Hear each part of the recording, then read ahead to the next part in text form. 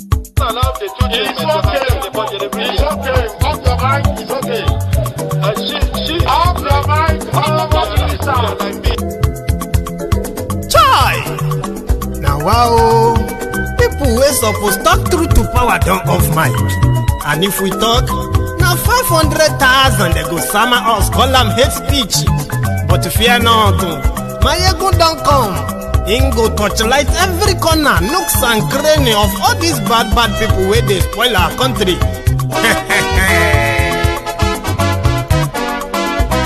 So my people make we laugh, oh, yo, yo. My ego don't come, oh, yo, yo. My people make we shout, oh, yo, yo. My ego don't come, oh, yo, yo. My ego don't come, man of the masses, oh, yo, yo. My ego don't come, oh, yo, yo. My ego diary politico, yo, yo. My ego don't come, oh, yo, yo.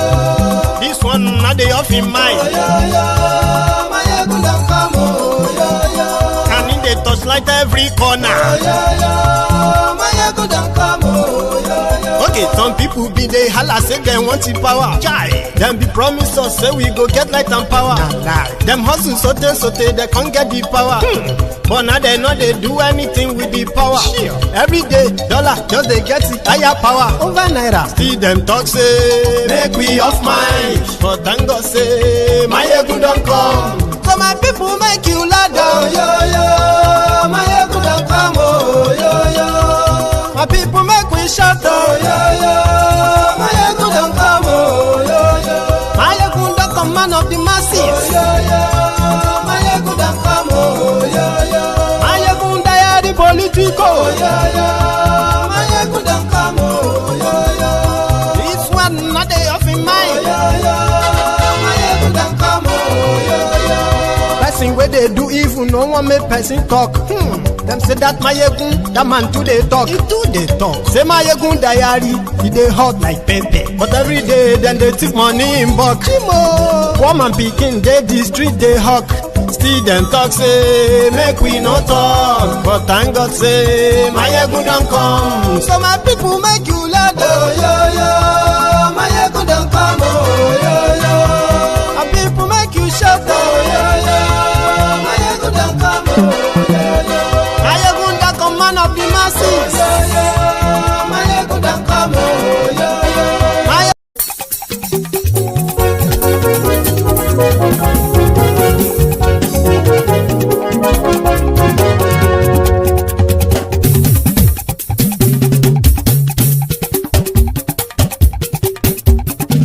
Mayegun la wa mo la mo dodododo. Mayegun diary, Mayegun number one. Mayegun la wa mo la mo dodododo. Mayegun diary, Mayegun number one. Mayegun ti dé o, ọ̀rẹ́ ará ìlú. Mayegun diary, Mayegun number one. Lórí Facebook, lórí YouTube. Mayegun diary, Mayegun number one. Gbogbo bó ṣe ń lọ ni Mayegun já wa sí. Mayegun diary, Mayegun number one. Àṣírí ọ̀jẹ̀lú kì í bò níbẹ̀ o. Mayegun diary, Mayegun number one. Bó bá ṣe eré, àní Mayegun máa wí. Mayegun diary, Mayegun number one. Ó sì tún ṣe eré, wàá gbọ́ níbẹ̀ o. Mayegun diary, Mayegun number one. Mayegun diary, diary politico. Mayegun diary, Mayegun number one. Godfatherism kò sí lọ́rọ̀ Mayegun. Mayegun diary, Mayegun number one. Ẹ farabalẹ̀ sẹ́ o kẹgọ́rọ̀ lẹ́nu o. Mayegun diary, Mayegun number one. Àní Mayegun làwa mọ̀ tó dòdòdò. Mayegun diary, Mayegun number one.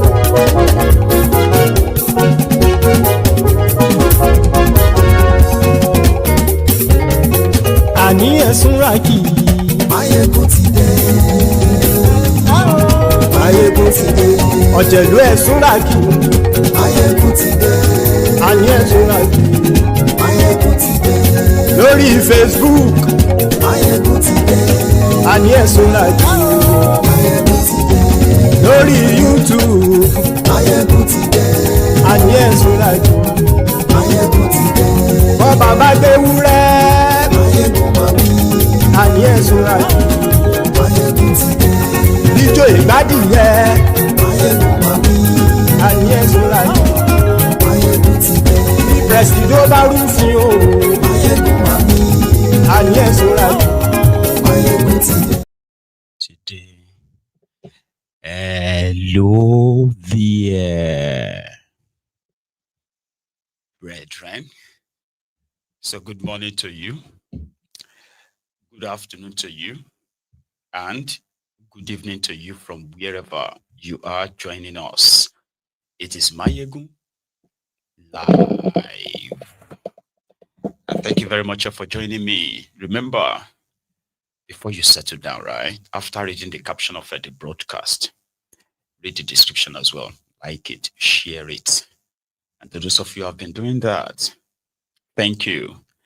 So tonight, we're supposed to be, maybe not, but Nigeria was supposed to be celebrating a rat birthday. About 2 weeks ago, if you can recall, right? Rat came on our social media, released a video to remind our well-wishers, our friends, and everybody who wanted to gift our birthday gift should convert it to cash and send it to a designated account, which would then be used to help, upgrade or something about the National Library. So the reaction at the time, right, was almost similar, like, what the hell is going on? National Library of Nigeria annually receive budgetary allocation. So why is that? So the reactions was like around the time. So our birthday came yesterday, I think, and Kolu, no, was it yesterday? Yeah. Kolu now posted, or should I say those handling Kolu's media, now posted an happy birthday message for the vexed lady, his wife. And the opening was to say, rat is the mother of the nation. While many people were like already taking that up with a Kolu on social media that she is not their mom, she can never be, and all of that. While others, especially the Ronukus, were greeting her happy birthday and all that. So the real reactions were being curated until Peter Obi decided to say happy birthday to Rat. And he did greet her happy birthday, right? But the starting of the message got everybody talking. It was like, what kind of birthday message is this? It all started with, we are finished. That's the headline. Nigeria is finished. And why? See, this message of Obi has triggered a lot of reactions, especially from the presidency of Nigeria, the ones that have always been more or less like obsessed with Obi. Okay, so to them, Obi needs help now. For him to have used the vexed lady's birthday to remind everybody the state of Nigeria, that requires help. That is what Onofunuga said. But what is the message? Here we go. Obi tweeted this with, we are finished. I join millions of Nigerians in wishing excellency or something.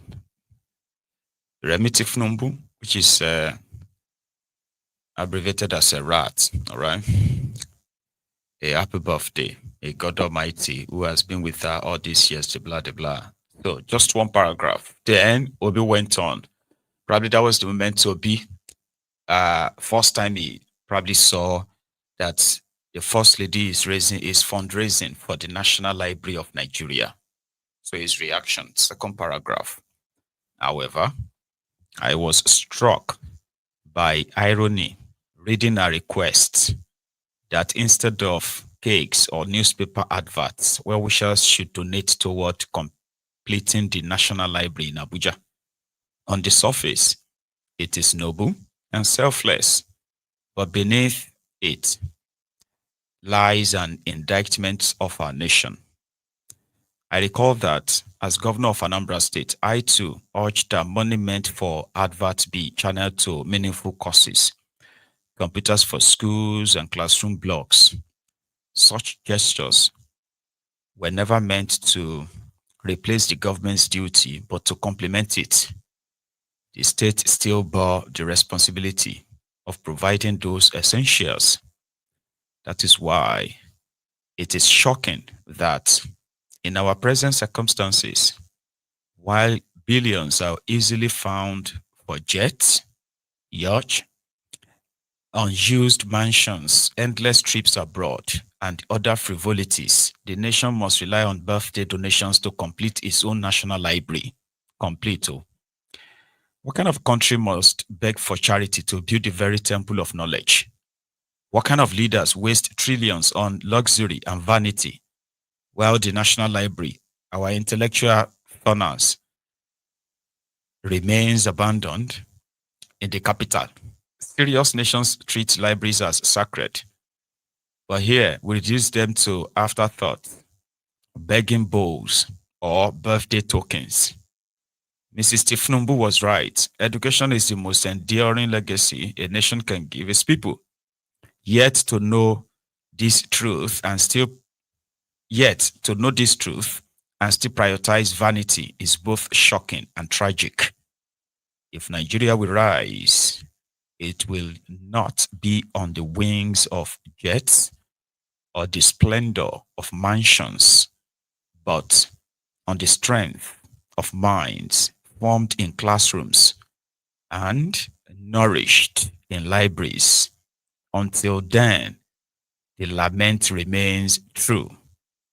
We are finished. That was Obi.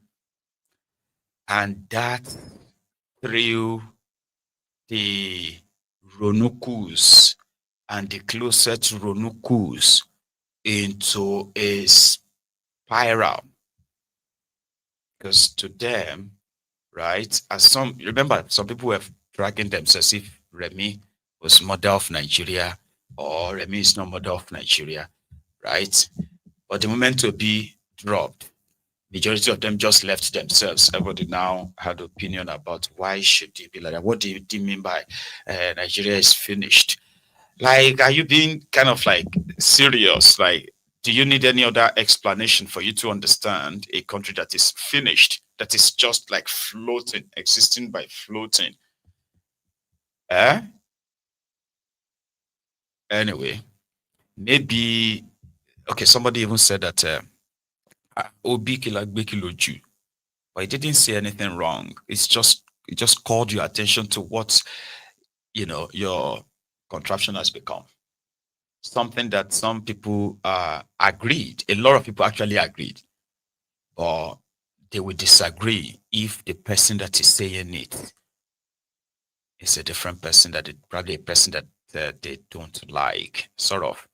But the truth will remain, so to say, a finished country that is spending trillions on taking care of public officials and borrowing trillions that is also looted by the same politicians they are spending trillions on.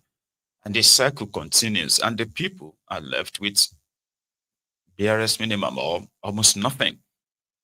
So you watch them tell you, see, they told you that, and I think a lot of you agreed to some extent, even though you don't like Thiefnubu, by the way, right? But you would agree, or you pretended to agree, or you gullibly agreed, or you ignorantly agreed, but you shall agree to some extent that they needed to remove subsidy because Thiefnubu and his gang told you, right, that Nigeria cannot be sustained with the subsidy. You agreed, oh, yeah, it should have been good. So a lot felt like maybe it's a sacrifice. They said, oh, the money for subsidy will be reinvested in power, reinvested in roads, reinvested here and there in order to cushion the effect. So in the long run, right, the removal of subsidy will be for positive.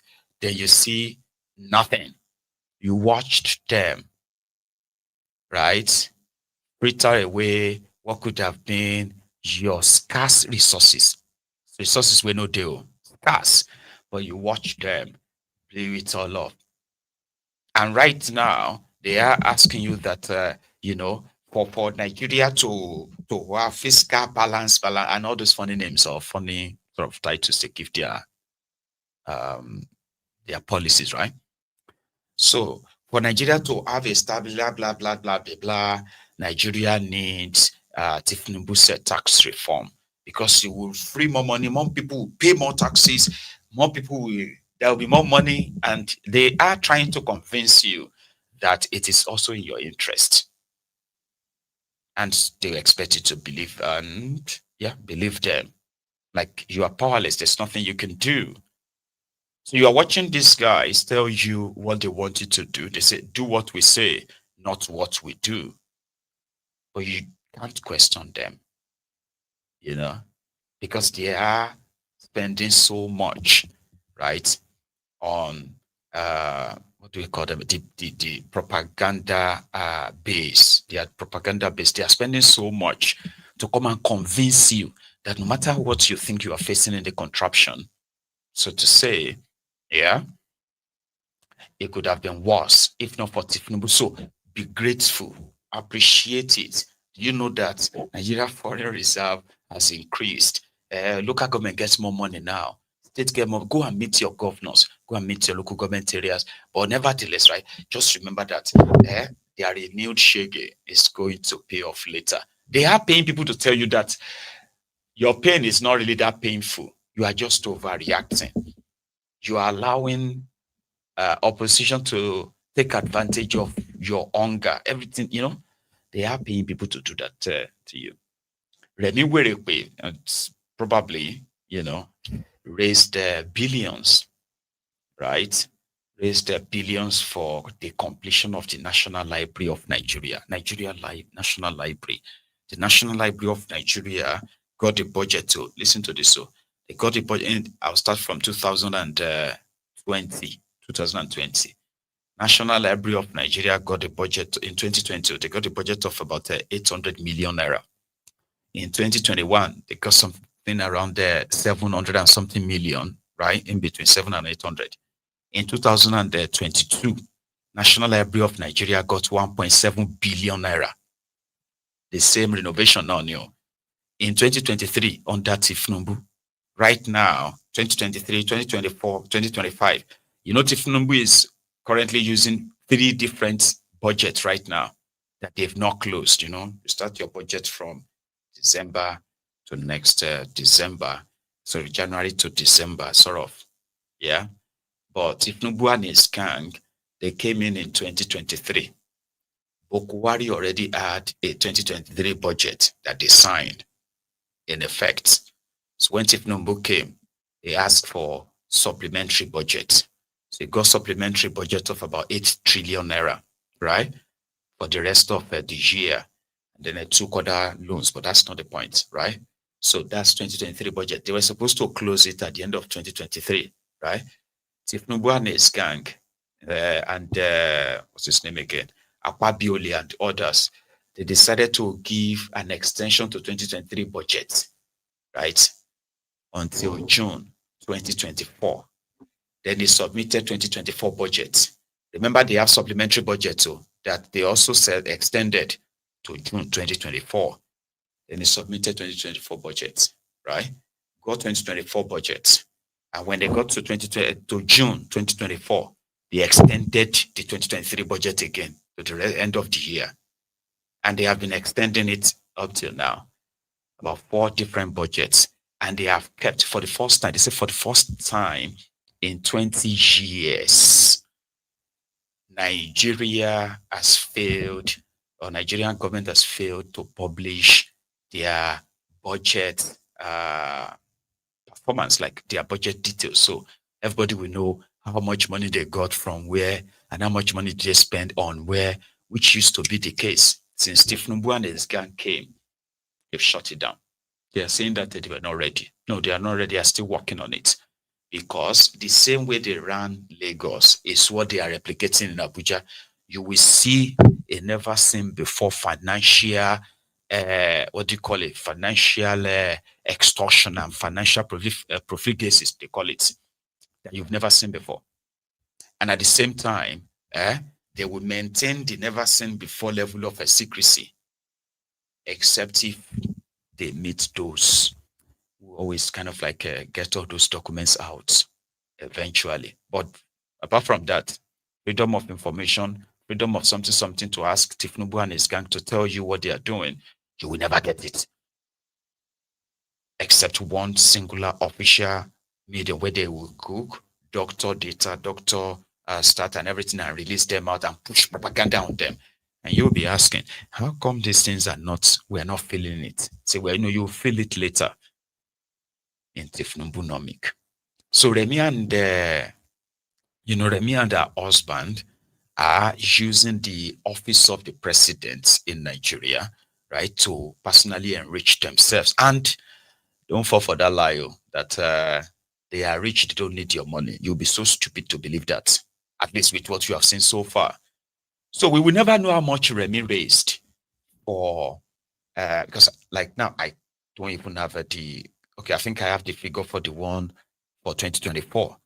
Yeah, that was like about 2.2 billion, National Library, Abuja. Okay. 2025. Right now, all those budgets are active on that Thiefnubu.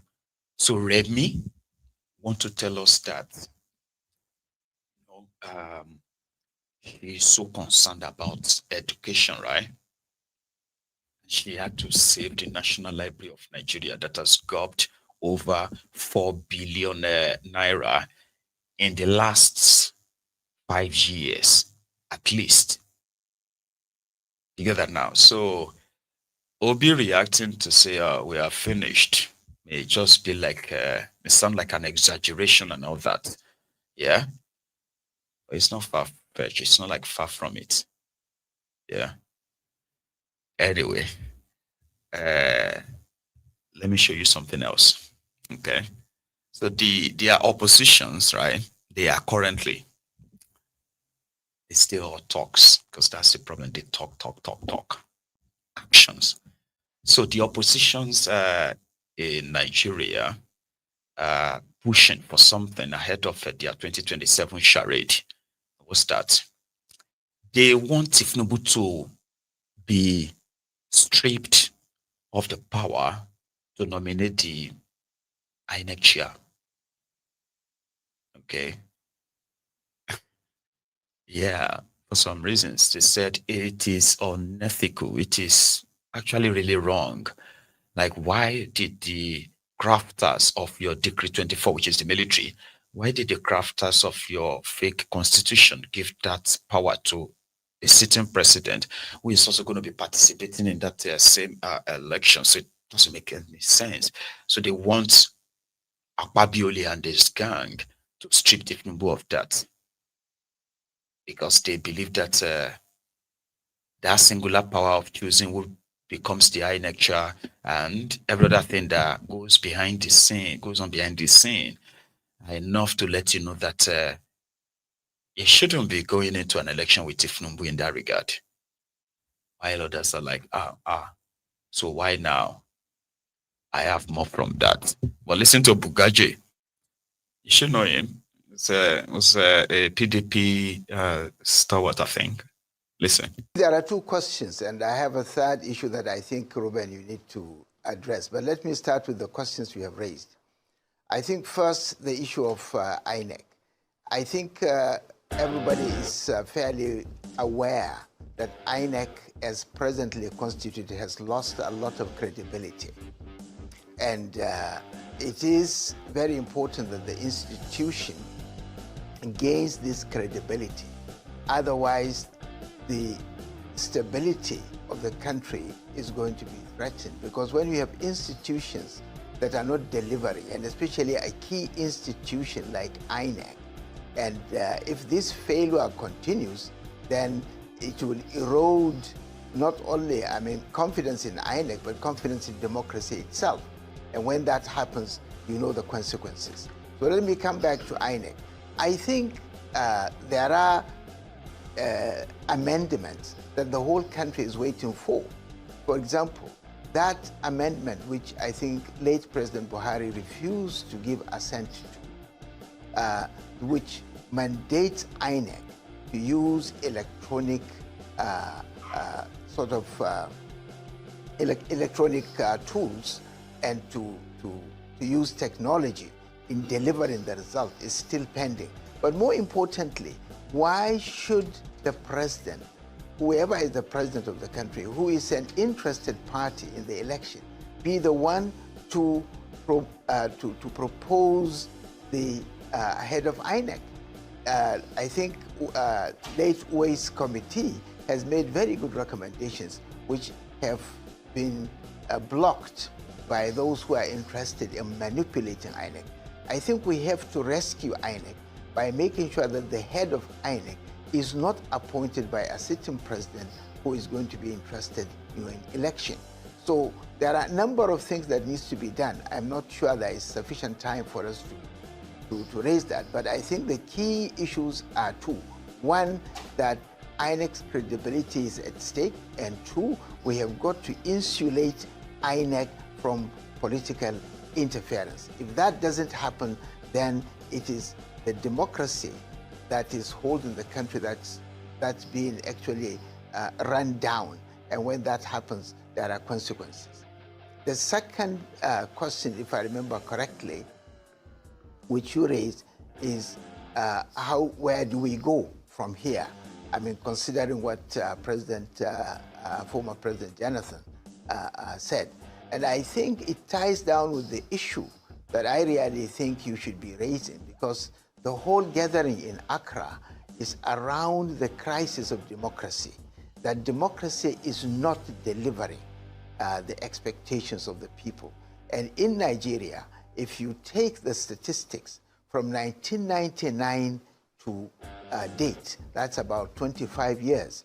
If you take the indices of development, whether you are taking the paternal and maternal mortality rates, or if you are taking the GDP, the growth in the economy, if you are taking all the indices of development that you take, you will see that from 1999 to date, we have been going down the drain. In fact, the GDP for this year is said to be much lower, actually about less than half of what it was in 1960. In other words, this country, under this democracy, is actually going down the drain. And it is time to really ask, of what use, of what benefit is democracy if it cannot really deliver? Is democracy made for the people, or people for democracy? If democracy is supposed to serve society, then it has failed in Nigeria. And it is time to start thinking of how do we really bring about a system that can work for us. I watched the debate from beginning to the end, and I was saddened by the fact that the elite that gathered there could not think out of the a box of Western frame of thinking. In other words, they were all, and especially the guest speaker himself, he was going round and round while admitting the failure of democracy. He was still saying that we should stick to democracy, and that doesn't make sense. You have admitted that this system has failed to deliver, and you are saying that we should still hang on. Democracy has failed to deliver because criminals, right, hijack what should have been the people's democracy. I get to know that even though people usually refer to America as a democratic country, then what makes America democratic in that sense, and their own kind of democracy is a bit different from the rest of the world, is because what they have is not a democracy. They have constitutional republic. Do you understand what that means? Constitutional republic means now all of them, 50 states in America, came together, set the articles of their independence, the article of the union, been at the article of independence, something that everyone came with their own terms and conditions. All parties agreed, and they formed the United States of America. And that is why institutions are very powerful than individuals. So if you go to Africa, Nigeria, what you have is the diluted or a bit of a watered down kind of a fake democracy that is put together to make people believe that once they have an election, then they have this kind of like belief that they are participating in choosing their own representatives, an illusion of democracy, which in practice is completely unitary system that they are forcing on you. Democracy requires people talking. It requires people debating, right? Arguing, and then agreeing. That is why they say you can always disagree to agree. You don't have to you don't have to disagree. You don't have to be. You don't have to disagree in order just to be disagreeable. Is that how they say it? It's confusing. The point there is the fact that what they forced on you in Nigeria is not democracy. It is an invention that gave way for the criminal military guys and their civilian friends to agree, right, on a system that at least will shield the criminals who ruin the country during the military program, right? While the civilians will do theirs, but the military will protect them if they want to protect their loot. A kind of an unwritten agreement, all tucked into a fake constitution called 1999 Constitution. It is a military decree written by just 4 people. 4 people sat, drafted, right? And then passed it onto the democratic government.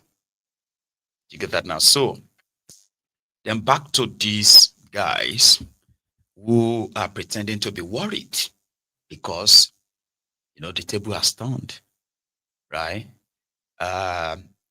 Few years back, people like Bugaje, they were there to remind us when Bukwari was in power, right? To remind us why it wasn't ideal per se to demand for true federalism, because true federalism in the sense simply means that the poor husband and the rich wife would have to do their things separately and by an agreement that is not going to work for the North.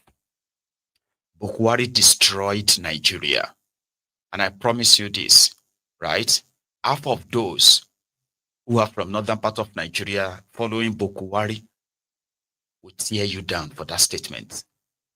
Because to them, Thiefnubu has made Bukwari almost like a saint. Yeah, like better version. So the point here is this. Nigeria, as you currently have it, as it is currently set up, right, is an illusion of some people somewhere. It is not of yours. So Thiefnubu hold all the powers right now. And somehow they remember that this is not going to end well. Or it's not going to end well. If this, like heaven will follow and all of that stuff. But here is how they are still very much wrong. Wrong in the sense that they want somebody else to do it. They want the Akpabiole's Senate, the one you already know. They want Akpabiole's Senate to remove the power to appoint INEC from Thiefnubu, like now, you know. So I said, why can't they just call for a national conference? You know, there's something about Nigeria that you also need to know, especially those of you who are politically conscious. You see, there's nothing called national cohesion in that place. The only unifying factor among few of these guys is, is their greed. And they are united in that sense, while majority of you are united in your maybe bigotry and tribalism and what have you, and every other nonsense that they use to distract people, from the real thing. They are united in their greed, and that is what is still keeping Nigeria one. So if Nigeria is going to implode, this is my observation. Nigeria is going to implode. It is not going to be because millions of Nigerians have been dipped into poverty. Millions others have been subjected to a decade-long terrorism. While millions of children have had their own future stolen from them without them even knowing right now. Do you get that now? All of these are enough, possibly, to trigger you and take them down. But you won't do anything. What I suspect will indeed break the cycle will be when their greed has become so uncontrollable, right? That fighting for that, they call it national cake, fighting for that national cake will become bloodier. And yeah, that is what would then possibly get it to explode too. It has to start from them. And you see the way they are pursuing this year, 2027, and the way it is going to probably end, you may have something closer to that, but it's going to be from them. It's going to be from them. Anyway, El Rufaya, who said that they needed to stop Thiefnubu, they had to stop Thiefnubu in 2027, or else Thiefnubu has all it takes. And the points are there, the signs are there. He has all it takes to be president for life. Bugaje says something about that. But before we come to Bugaje, there is another individual talking about it just doesn't make any sense. If something doesn't make any sense, like they are postulating, right? It is not by patch, amend, and all of that they are doing in this their National Assembly that will actually fix that. You need to eat the streets. You need to bring your supporters that you want to convince to participate in a charade in an already rigged election, right?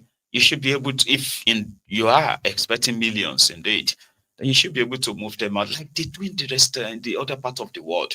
You move them to the National Assembly, make your demands known, and what is wrong with you having it right by saying no elections until so and so is done? And it must be done in a timely manner. I don't know, maybe my imagination won't wound me, but listen to this guy. Well, I think it goes back to where we have just ended. And that is that, can we afford as a nation to continue to vest in the President of the Federal Republic of Nigeria that responsibility to appoint not just the chairman, but other national electoral officers, including resident electoral officers? The powers are so wide. Now, it is worse when such a president will also be a participant, will also contest the election to be superintended by his appointees. I mean, common sense frowns at that. Logic, it's not susceptible to any logical thinking. And I think that even the law itself, as lawyers, we are told that a man cannot be a judge in his own cause. This time around, you cannot appoint somebody into a process in which you will participate. So from those angles, it is very clear that we needed to make profound rearrangement and reforms. There have been suggestions, which is to say that we are not short of ideas on what can be done. This report, this committee have proposed that the appointment of at least the chairman of INEC to be by the National Judicial Commission. And the reasons are not far-fetched. It is that such a body is not political as such.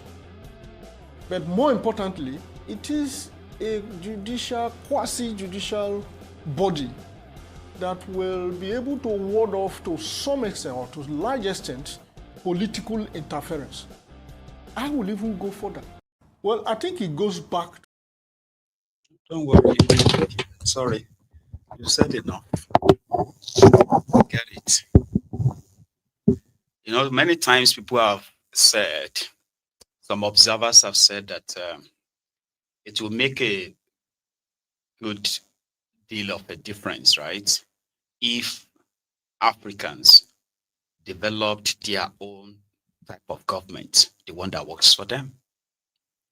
People have suggested that with the level of underdevelopment in the country caused by, you know, cash flights, resources being looted, they claim the resources are few, not enough for the population of Nigeria.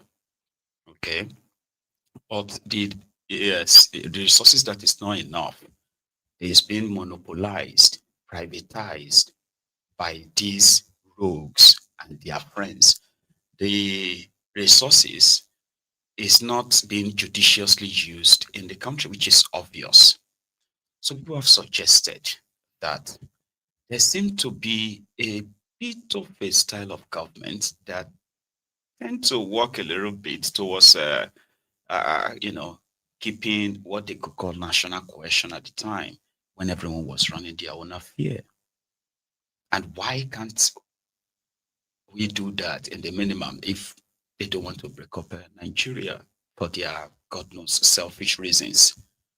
But if you care for the millions of people in it, right, you will obviously believe that if this is democracy, the ones that they are making you believe is the only one you can have, the one that impoverishes the majority and, you know, turn a few unproductive criminals to billionaires, then that is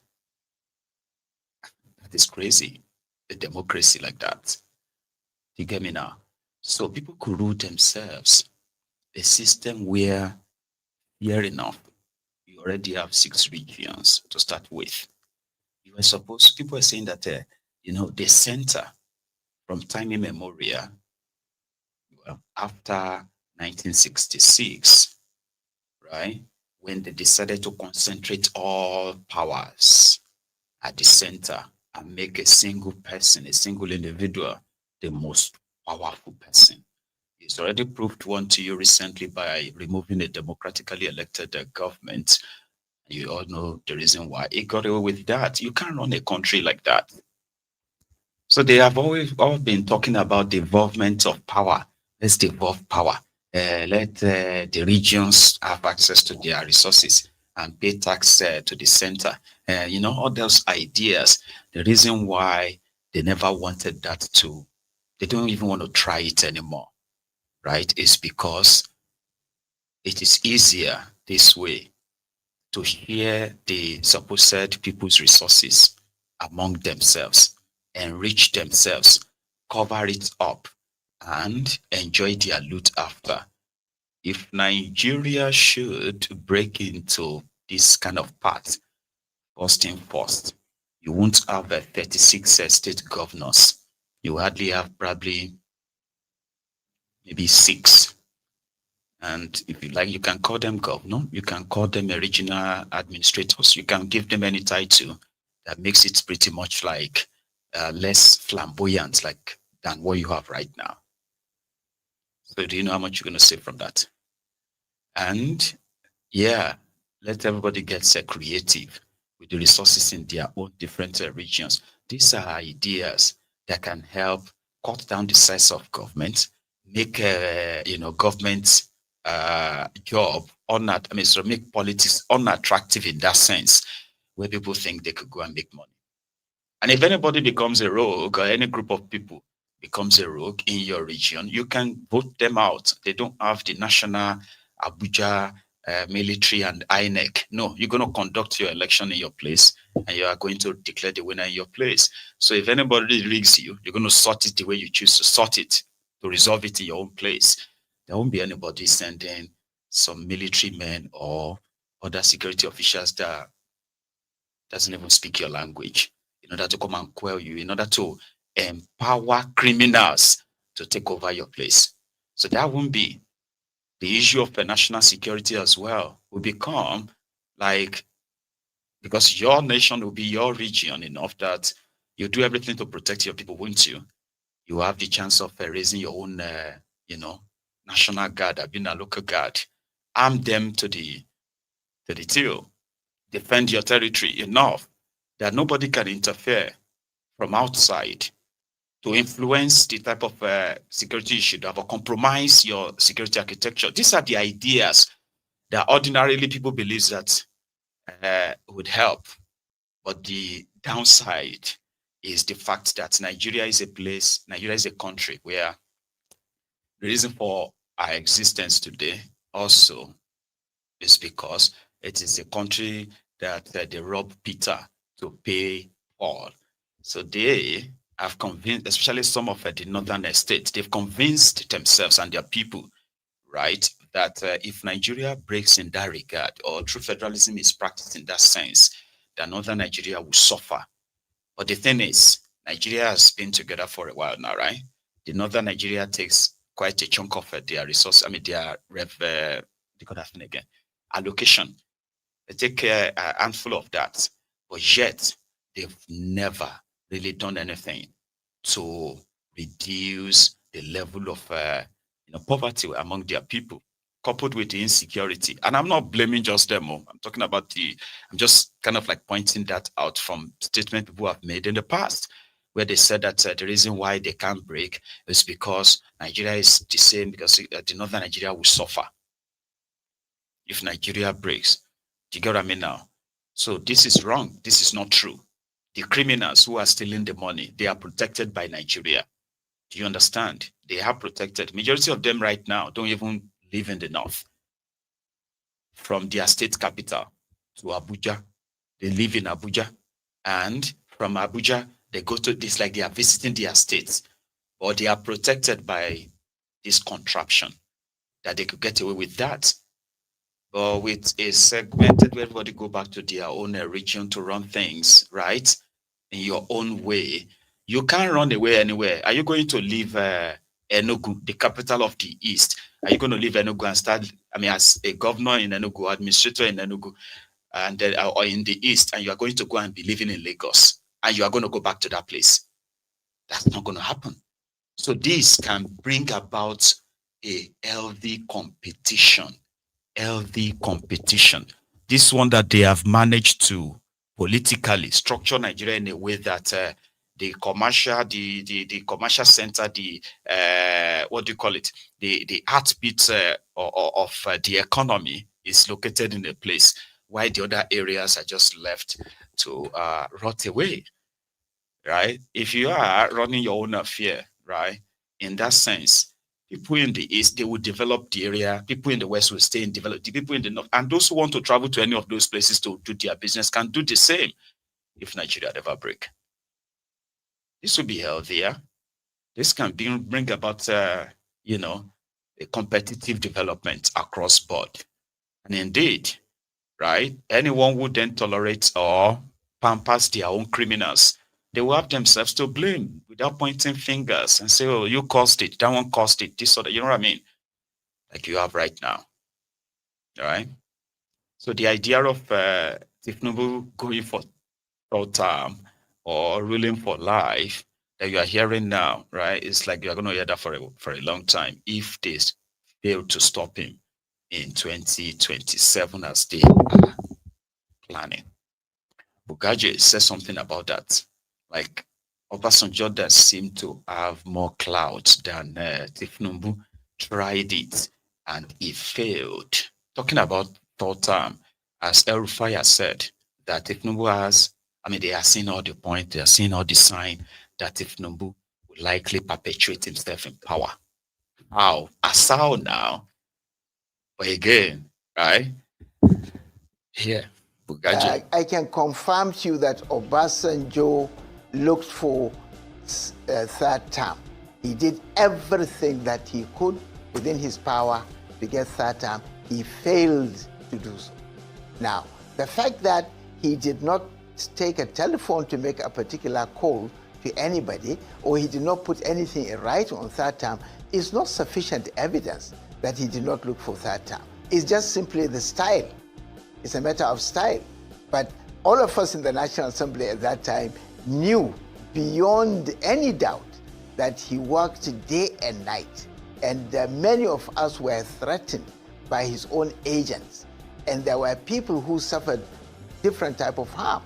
I recall Senator Victor Lar, then the a member of the House, and then the leader of the Northern Caucus of the House of Representatives, before a conference, had to hide in a number of places before we eventually were able to hold one critical gathering that actually helped us to galvanize the country in terms of standing up against Obasanjo's wish to have a third term. So, I mean, there are so many evidences, and these people who actually distributed the money and threatened us are still alive.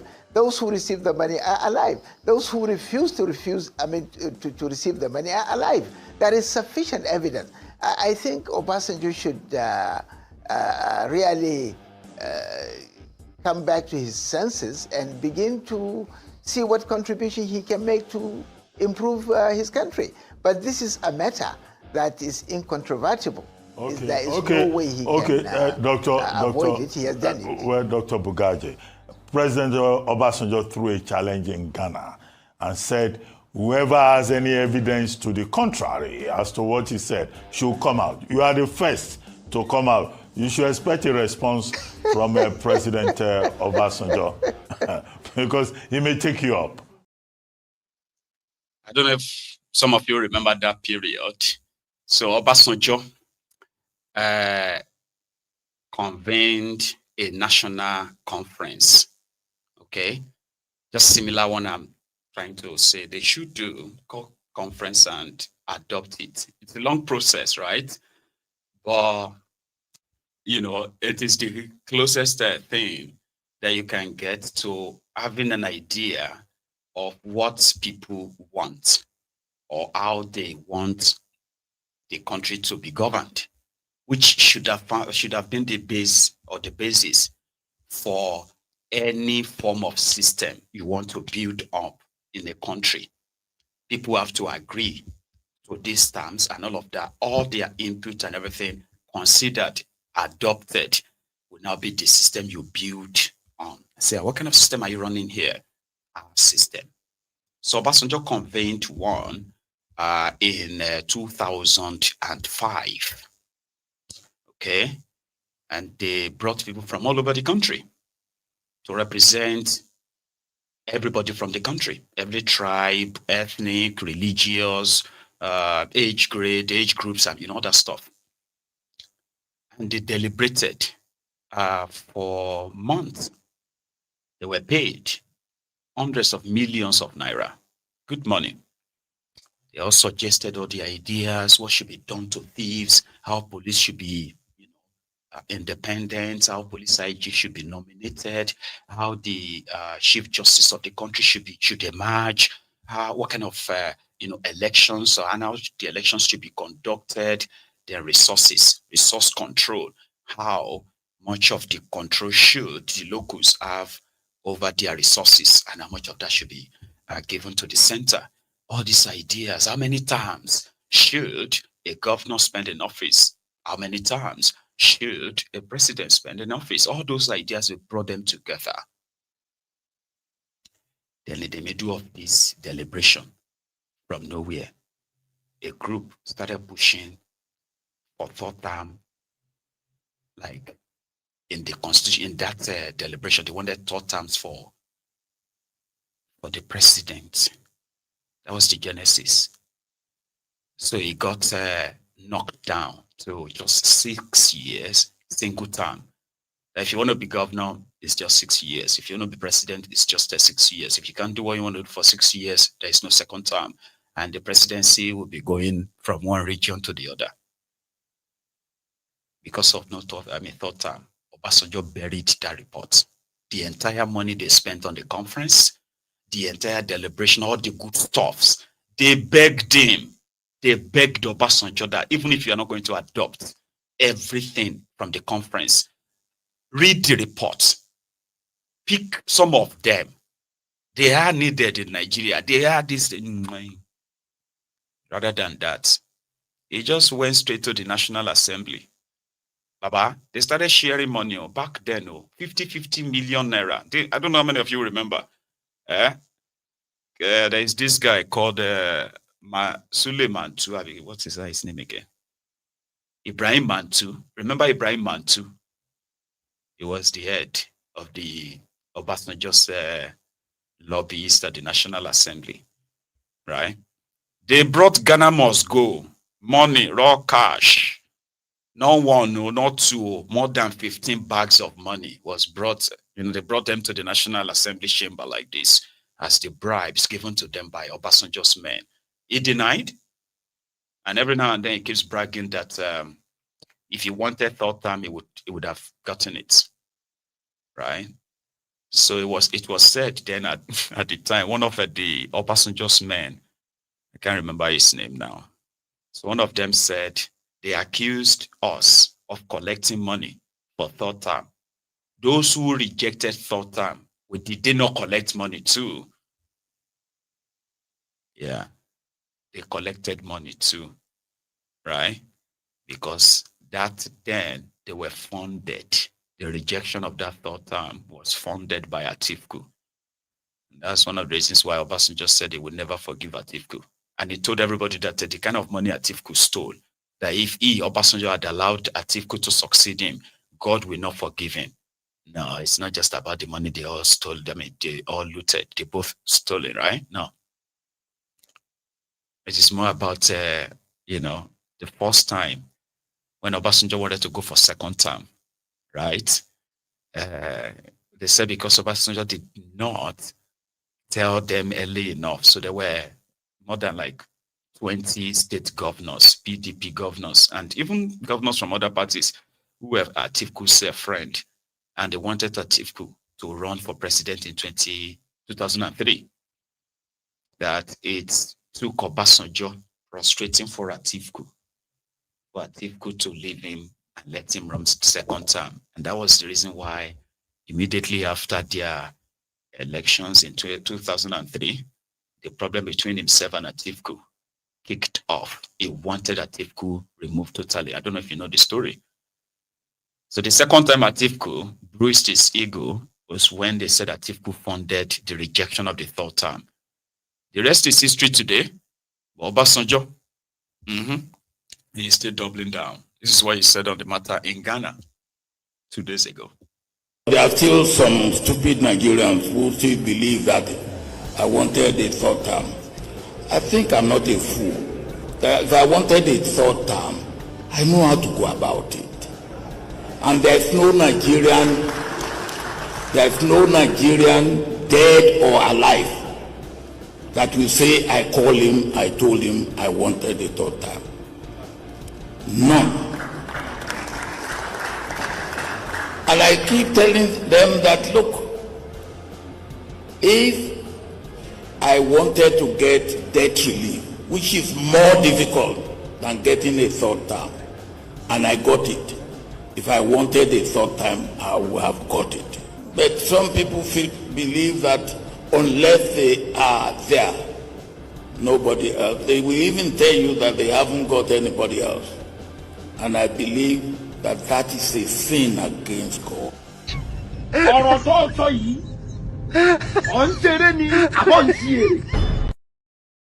OBJ, some stupid Nigerians. He was so angry that many of his supposed, super ministers who were closer to him in this government, that he could have raised as his own successor to help him push whatever other reform he was doing at the time.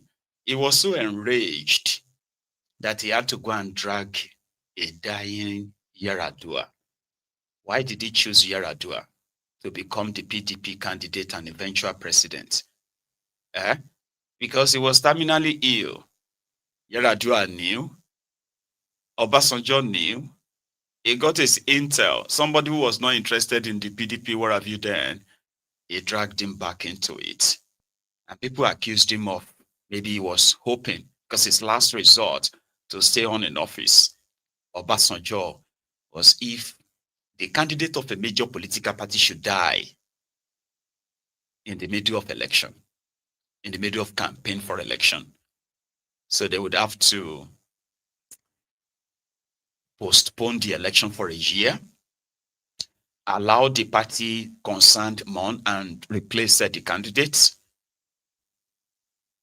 before the next election. I don't know how true that was, but that was what they were saying, right?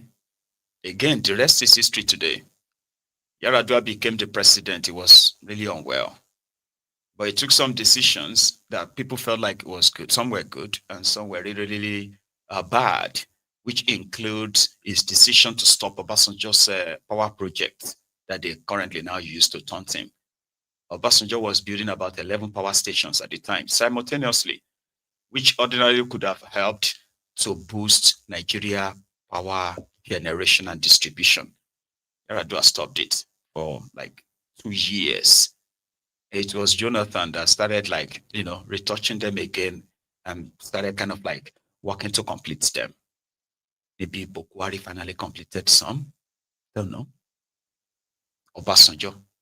He messed up what could have been, a change that Nigeria needed at the time. A change from the military democracy that they foisted on the country to something that can be like close to what people wanted or desired. No system is perfect, right? But a system that is so alien to the people, enough that you can easily tell that some are even saying that Nigeria is too big for them to govern. I'm like, no, because they are lawless people. They are criminals. Where rule of law is dead, right? There's nothing there that matters, not even anybody's life. That's what they have turned that contraption to. Yeah? So true federalism, you're never going to get that. Obasanjo, who felt like he was the only person who loved Nigeria the most, he is the only one who knows who can do better if it is not him. But he lost his entire mojo when he decided to burn the same house that made him the second time. At least you can say that.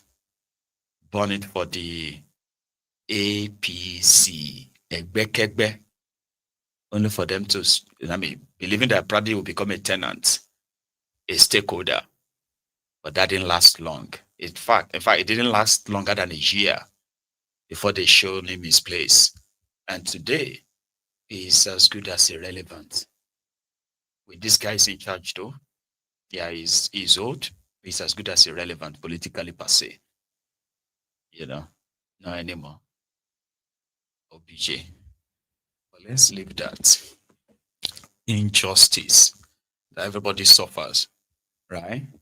Only few comes out to possibly speak about them because Nigeria was supposed to have a democracy, but it is not democracy.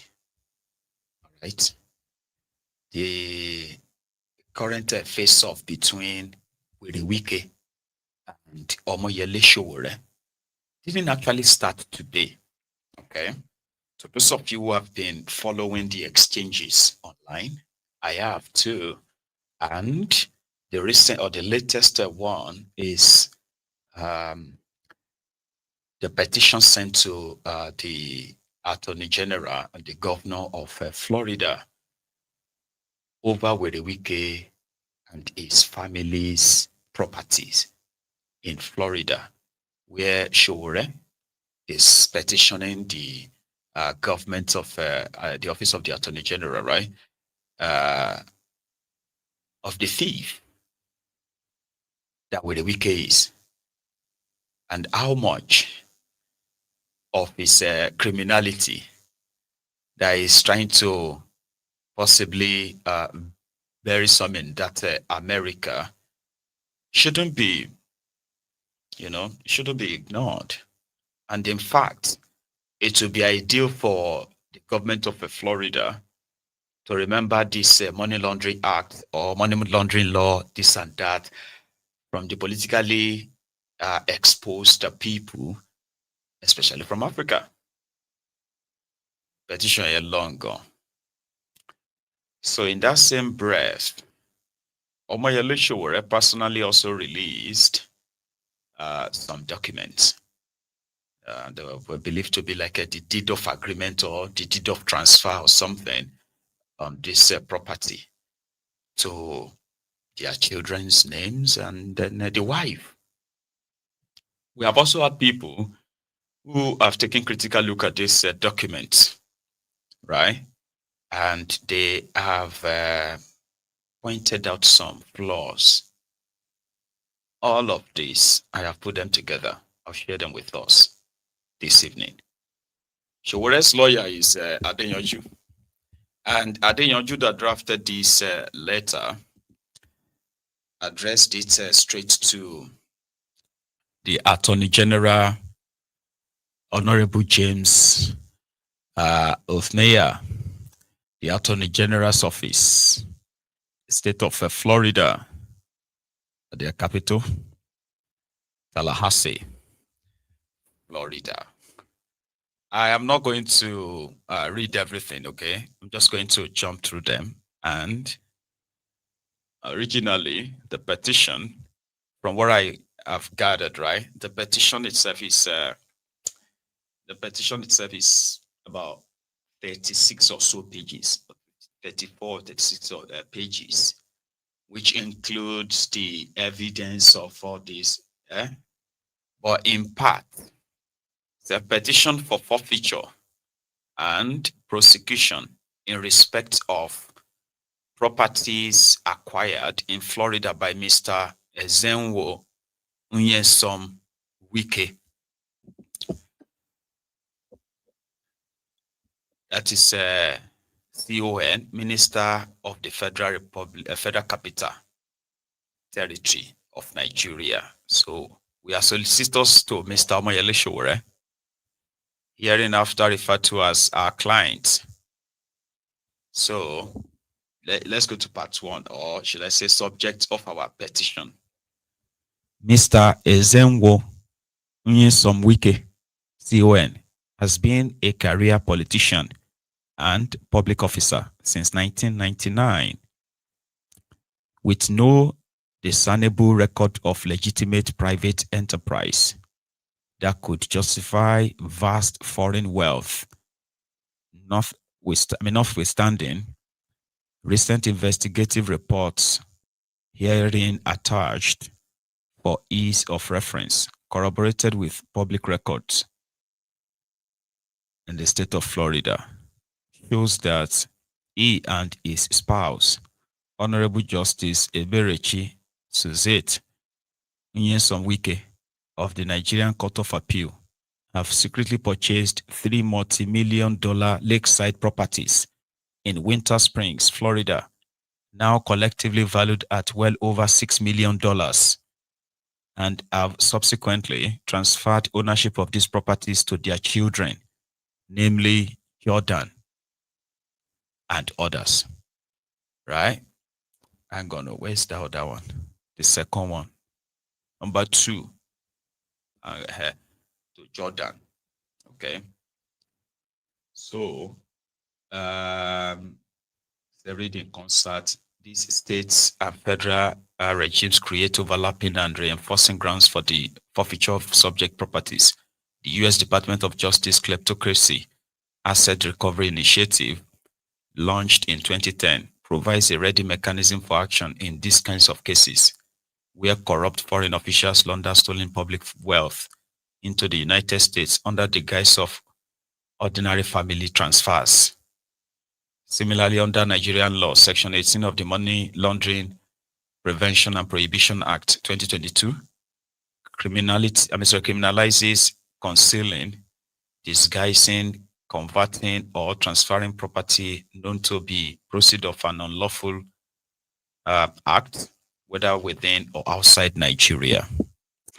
What emerges, therefore, is not simply a question of domestic Nigerian corruption, but an instance of illicit wealth finding sanctuary in the real estate market of Florida. The United States has long taken a principled stance against kleptocracy and money laundering. To allow these assets to remain untouched would be to provide a safe haven for the process of corruption. 2, our prayers. These are the prayers. Sowore's prayers to the government of Florida.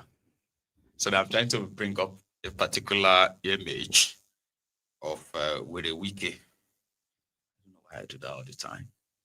Yeah. Just give me a sec. Right. So, Eberechi, Wike's wife, she's a judge of the Court of Appeal in Nigeria. So, Sowore is demanding for Angon, the prayers. It is in light of the foregoing that we respectfully pray that the Office of the Attorney General of Florida investigate the source of funds used in these acquisitions and establish to be the process of money laundering or other unlawful activity. Immediately commence forfeiture proceedings against the identified properties in Seminole County acquired by Mr. Wike and transferred to his children. B. Institute criminal prosecution against all individuals who facilitated or executed the transaction in accordance with the Florida Money Laundering Act.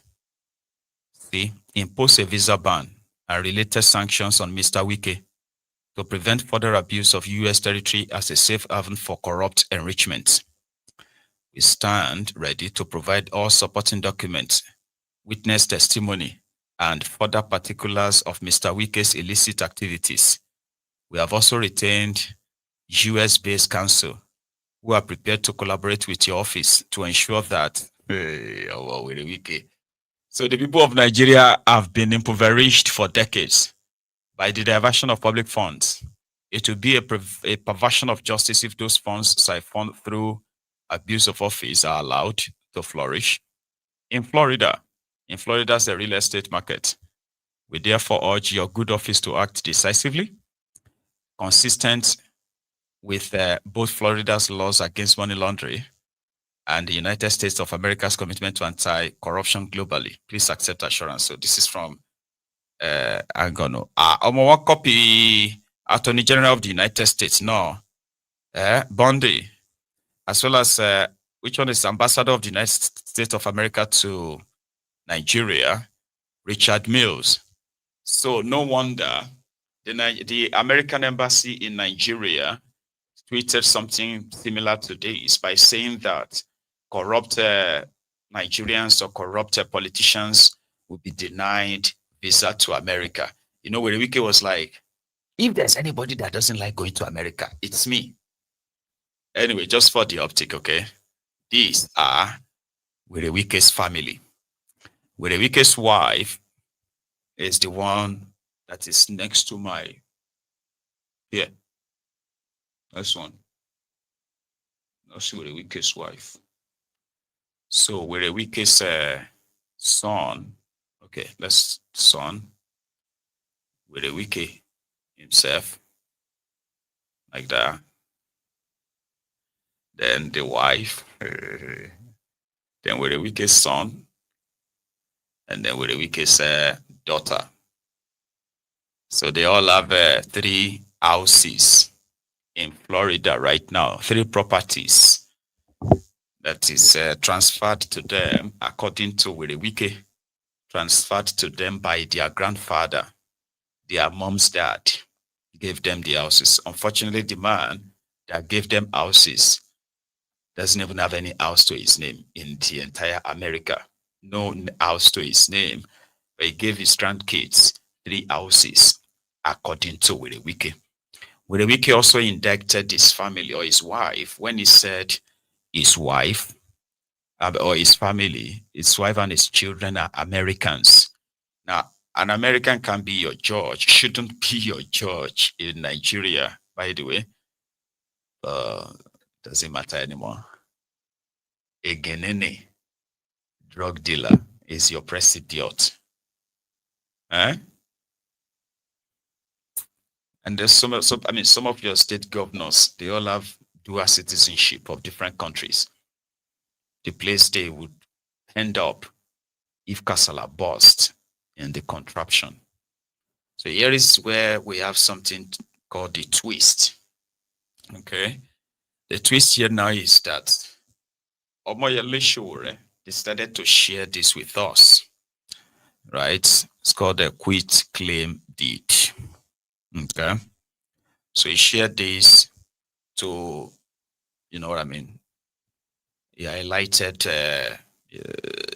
the parties involved in the transfer of these properties over time. Okay. And I think I've got another one. I think it's this, where is it? Yeah, this one. Yeah. So if you read partly, right?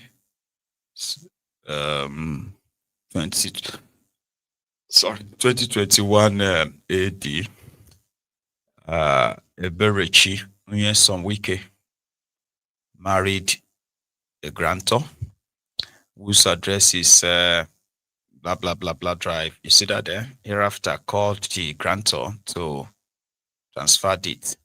So Eberechi transfer this to herself and her son, Jordan, in this particular one. The other 2, Joaquin was named as, the inheritor, what do you call a grantor?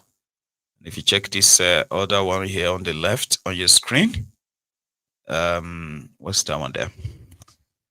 Eberechi, some Wike. Okay. Anyway, now that you've seen that, right?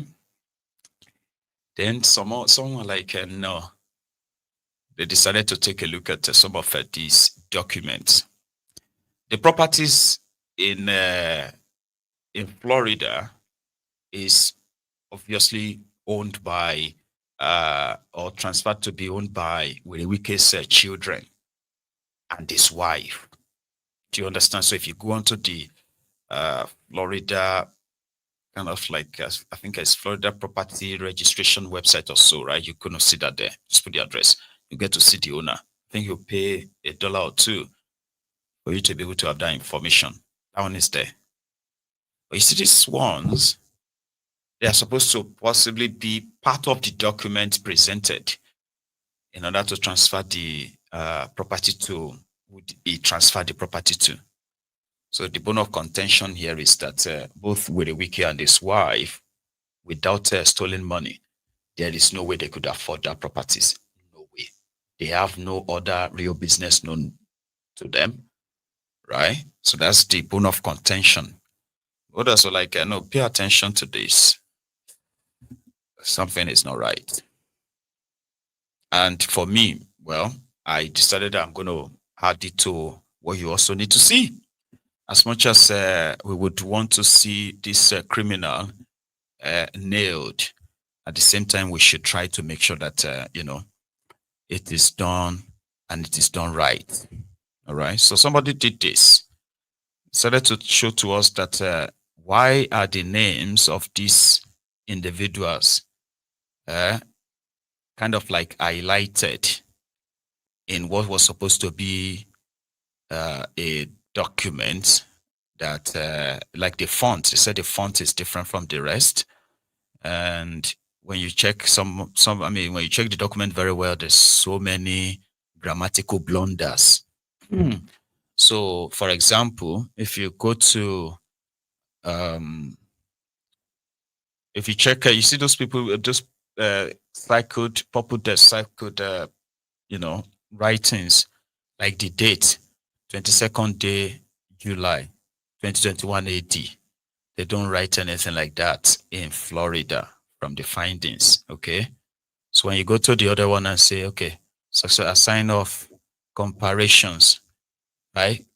Corporations, you realize that that's a grammatical blunder, meaning whether it is generated with an AI or something, it's probably supposed to be like corporations, right?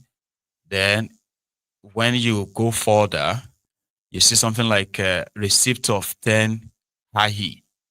What is 10 hahi, right? So when you go to the next one, the next line, where do you see that dollars, $10, yeah? So go to the second line in that paragraph and read from where it says, and put claim, and what is that? And got claim, whatever that means. You get what I mean now? Also, the first line, by the way, it said the receipt whereof. It says whereof. And, you know, there's so many kind of grammatical blunders that makes the document kind of like questionable. You get what I mean?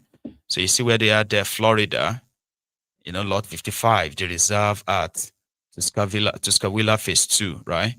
Now you get to the part, Seminole County, Florida, instead of Florida.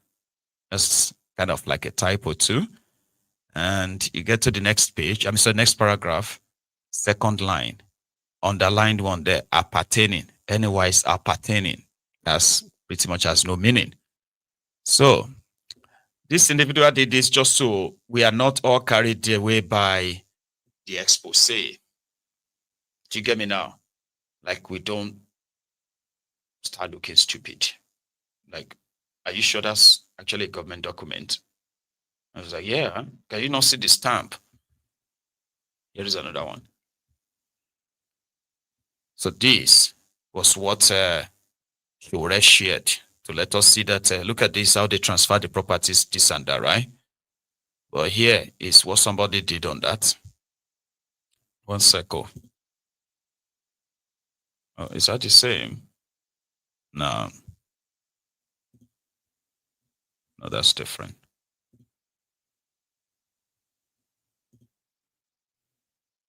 So it is believed that, you know, we want something that, hang on, there's one I wanted to share with you. If you look at that stamp has no real meaning. First, when you look at the name on that stamp, the writing on the stamp, see something like Da No Guy Paiti, SP of your reader of Lord Neil. That doesn't have any meaning.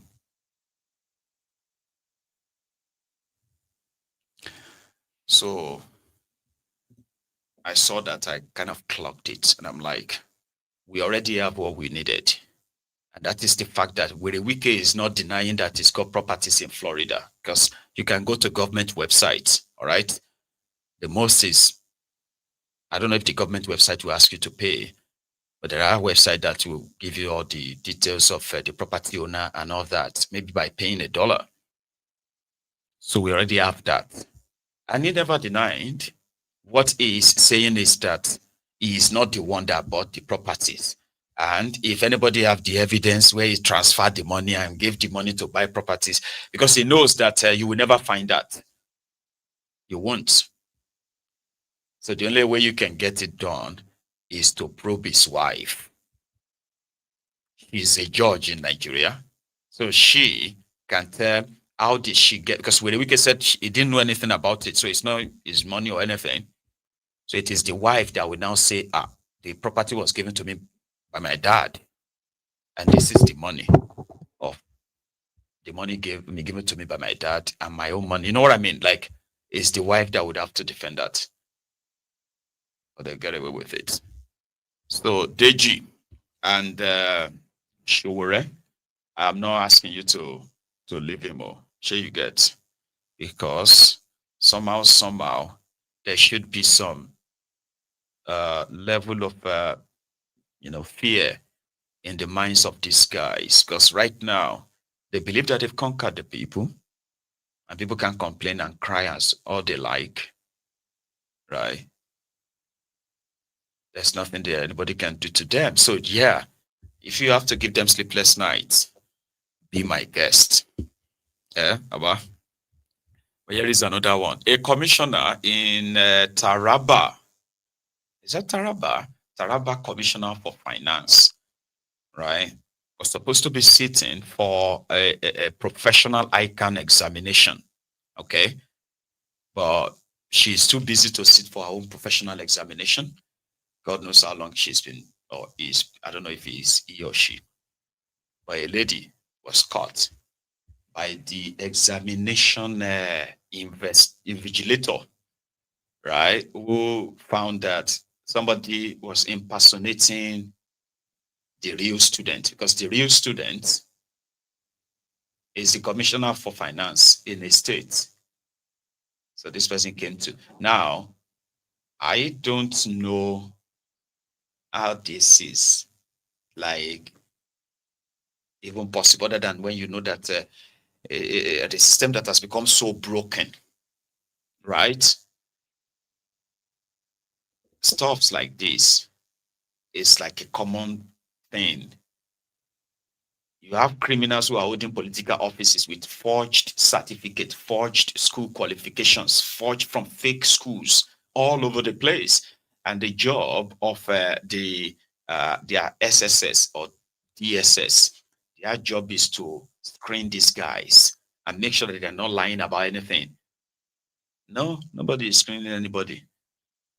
Criminals in charge of a country from every part of it.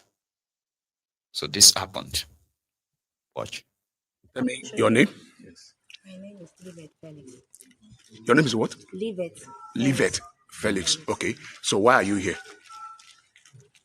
I'm here to write an ICANN exam for Can you please speak up? I need to. Sarah.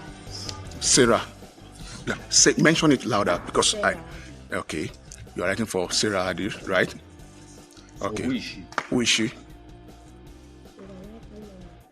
She's not a member. She's an ICANN student. Who is she? So can you please tell me your name, your address, and your phone number?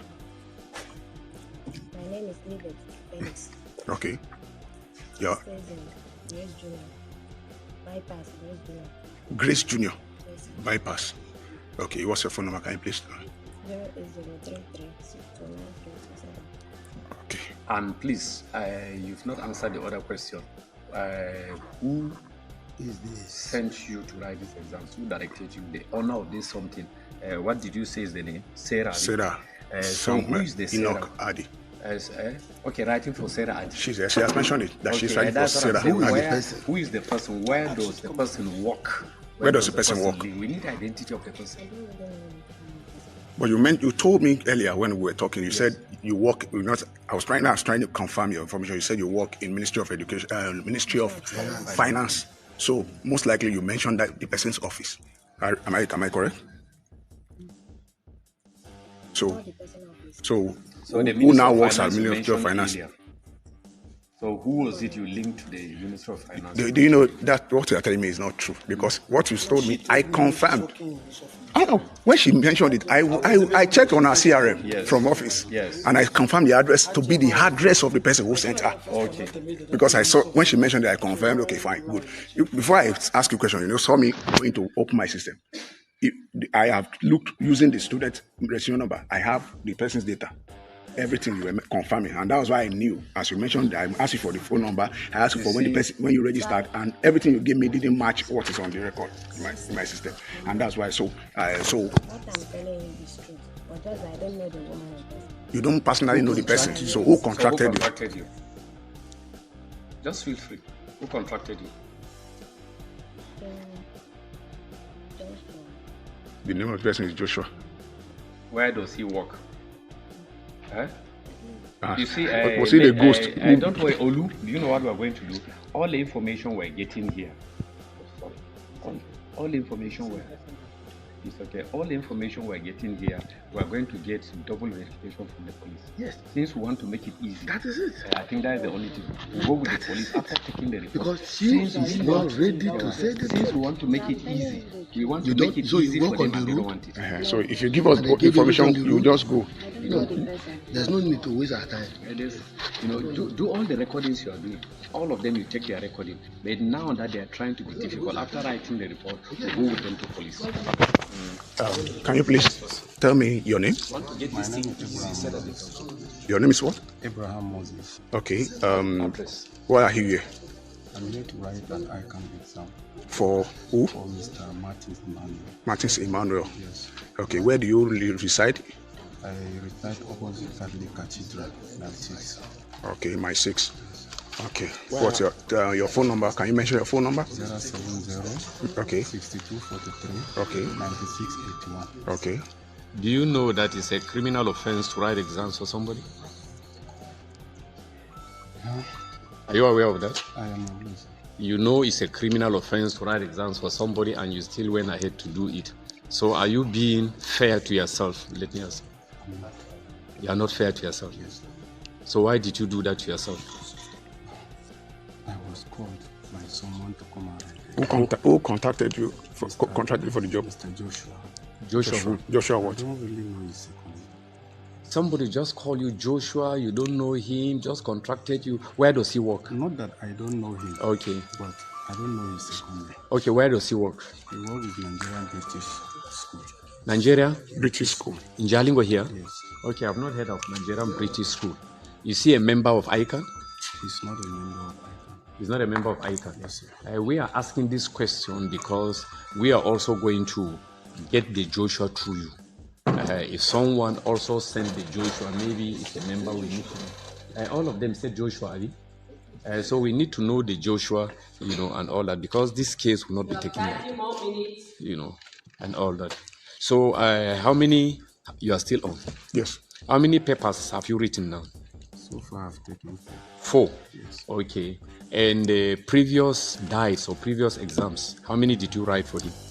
No, I just started. This is the first time you're writing for this person. What is the name of the person again? Can you mention the name? Mr. Martins. Mr. Martins. Can you call his exams number there? His registration number on the booklet. It's not here, Abi. Can you help it? I want them to. Please, can we get the docket? Let him mention the exam number himself. Please bring the dockets for the people. There. So I think they need to put it in the report. Let them put it in the report. Because not too much. There are some of you watching this who are very much aware that that's kind of like a usual practice. They said they sent these guys, they are professional exams writers. Okay, so they can go in and sit in for you. And yeah, you can pass your civil service promotional examination and what have you. Yeah. But that's a commissioner for finance. ICANN is the Institute of the Chartered Accountant of Nigeria, I think. Because I think when you write the ICANN examinations, you become chartered, Abi? And that's what makes you an accountant, I think. So somebody is in charge of the accounts of a state called Taraba. Has no knowledge, skills, but the person is handling billions of Taraban's money and going to sit for his own professional examination. The professional certificate that is going to hang in his office. And they love that in that place. Yeah, they love awards. They love all these trophies, frames, everything. It's a lovely thing there. You know. Now you begin, when you walk into somebody's office now, and you see all their professional stuff plastered on the wall. Something will probably should remind you and say, how many of these did he actually get by himself or paid people to? These are the compromised, corrupt criminals in charge of important institutions in the country. These are people who are making decisions that affect the lives of millions of people. And they are everywhere. You know. It's sad. There's a group called NAPTIP. You get NAPTIP is like a body that helps to rescue what do you call that thing again? I want to say it like there's a word for it. Trafficked people, especially young people. So NAPTIP is the agency that wages war on traffickers, human traffickers. So if you have any information about somebody maltreating any child, or you notice that some group of young children are being transported by a single individual who is not their relatives, the right person to call, they will say, call NAPTIP. So something happened. In Nigeria, there are tens of thousands of children that goes missing in Nigeria every month. And I'm just being conservative about it without making it look like, really? Yeah, tens of thousands of children are missing. There are those who goes about and just snatch anyone's children and they go sell them for money.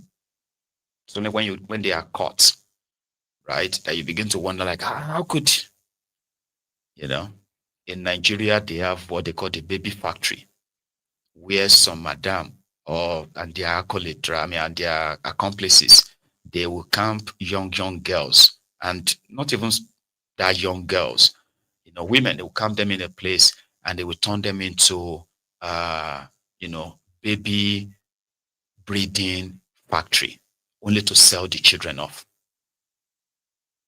All of this exists in that contraption where there's supposed to be law and order that covers that, right?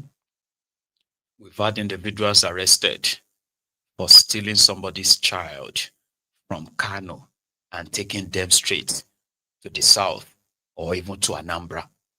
Or they caught somebody who stole somebody's children, people's children from Enugu and sold them to other people in Kano. News like this are very rampant. Just Google it. So NAPTIP is in between to save these children. What do you now do if NAPTIP is accused of abducting 2 children, selling them off, forcefully converted them, Like, what would you kind of do? They took 2 boys from Enugu and they sold them to somebody in Kano, but they were caught. Yeah. So what I heard is that the NAPTIP also works with some of these orphanage homes and wherever you, in a place where they believe that they could also serve as a shelter for these vulnerable children whenever they are rescued. Here is a lady, a NAPTIP lady, on this issue. How long now? He said they are Kano, Nasarawa Children's Home. The name of that place is Kano, Nasarawa Children's Home. Kano. How long now? Wait. That number they used to call, is it one number? They are using. I have the number. How long now? How many months now? I have the They're number. going to give us the number they used to call you. Yes. If there are more than one number, give us the number they used to call Madam, how many more? How long have they carried these children? On 15th June. Since June. Yes. So where have you reported to? We reported to DS. We call DSS. They say it's not allowed. We are not allowed. We are not. DSS say we not. Did you report to any police station? Yes. Which police station? I report B division. Which day? Was it that day? Same day. The DSS too, right? Yes. And the Ministry of Women Affairs. And then what was? So she believes that the children are in a certain home, Nasarawa something home in Kano, right? The other video about it is not something I want to share. That's where you have the children who have been renamed. You know, they've been given different names that reflect like Hausa names. And they are already been raised like they were born and raised in Kano. So it's a scandal.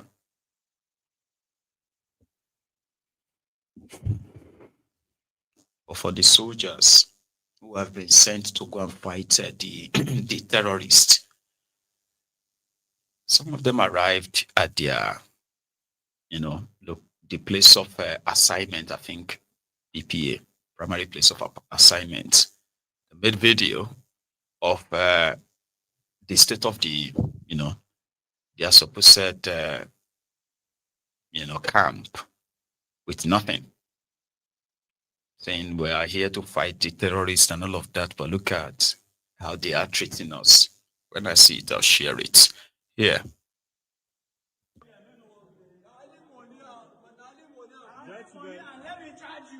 As you can see, this was where the soldiers moved in. Empty hall. One captain just came out from no angle. All they said, captain. What was that? His name? Captain for follow. Is it Fala here? Be Fala what? Empty hall. Nothing is inside this hall. He chased all the soldiers out. This is Zamfara. One brigade camp.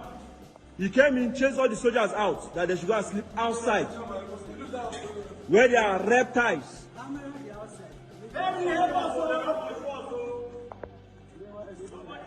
As you can see now, these are soldiers' load, which he evacuated from the hall. Outside. Left an empty hall. And there are a lot of reptiles in this bush, in this outside. Some people were being stung by scorpion. These are soldiers living like refugees, which they are fighting for their father's land. Living like refugees. How do you expect the morale to be high?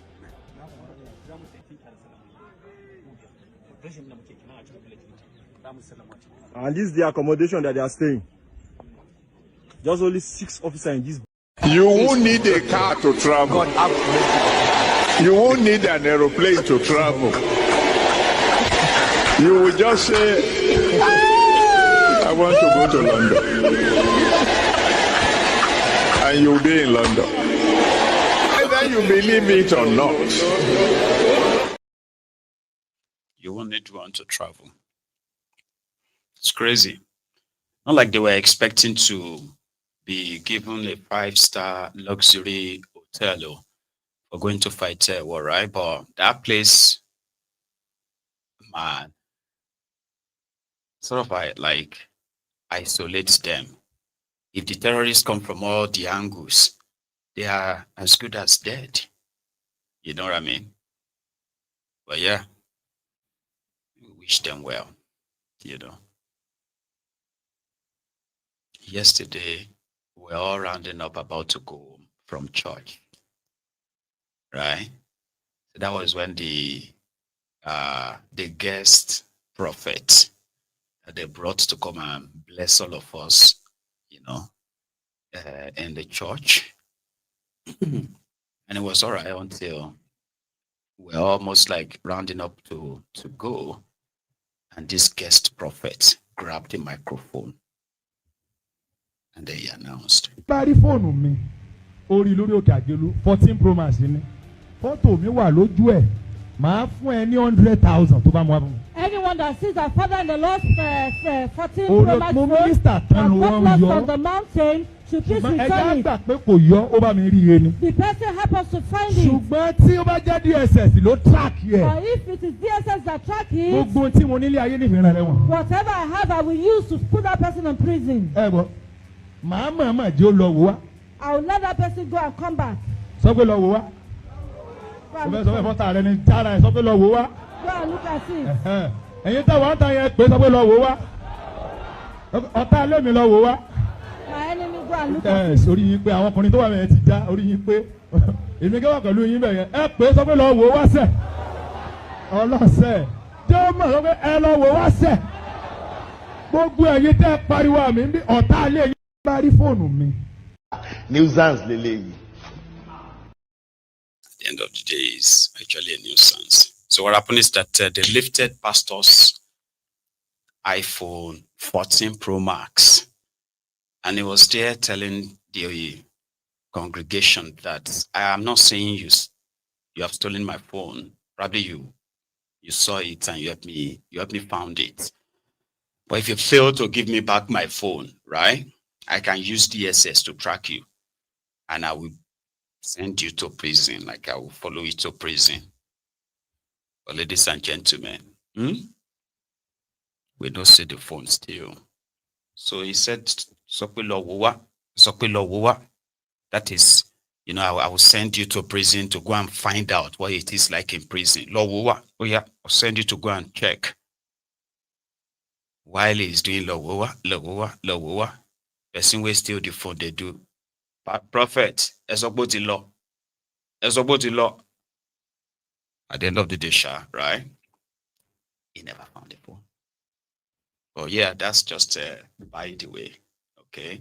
The people of Abuja, right? Mambila, I think it's called the Mambila military camp or Mambila barracks next to the bridge. Yeah, somebody recorded what that looked like after the rain. Inside though. When you saw. This one don't simple. This one don't simple. You don't finish. No, you don't Look at this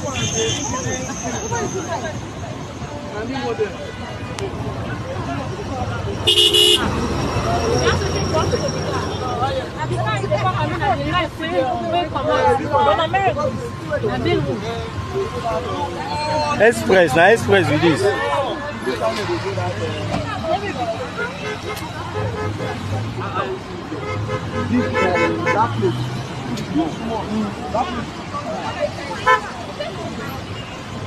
No, let me hide. Don't say all this one get balance. This one, this thing, not get balance for ground.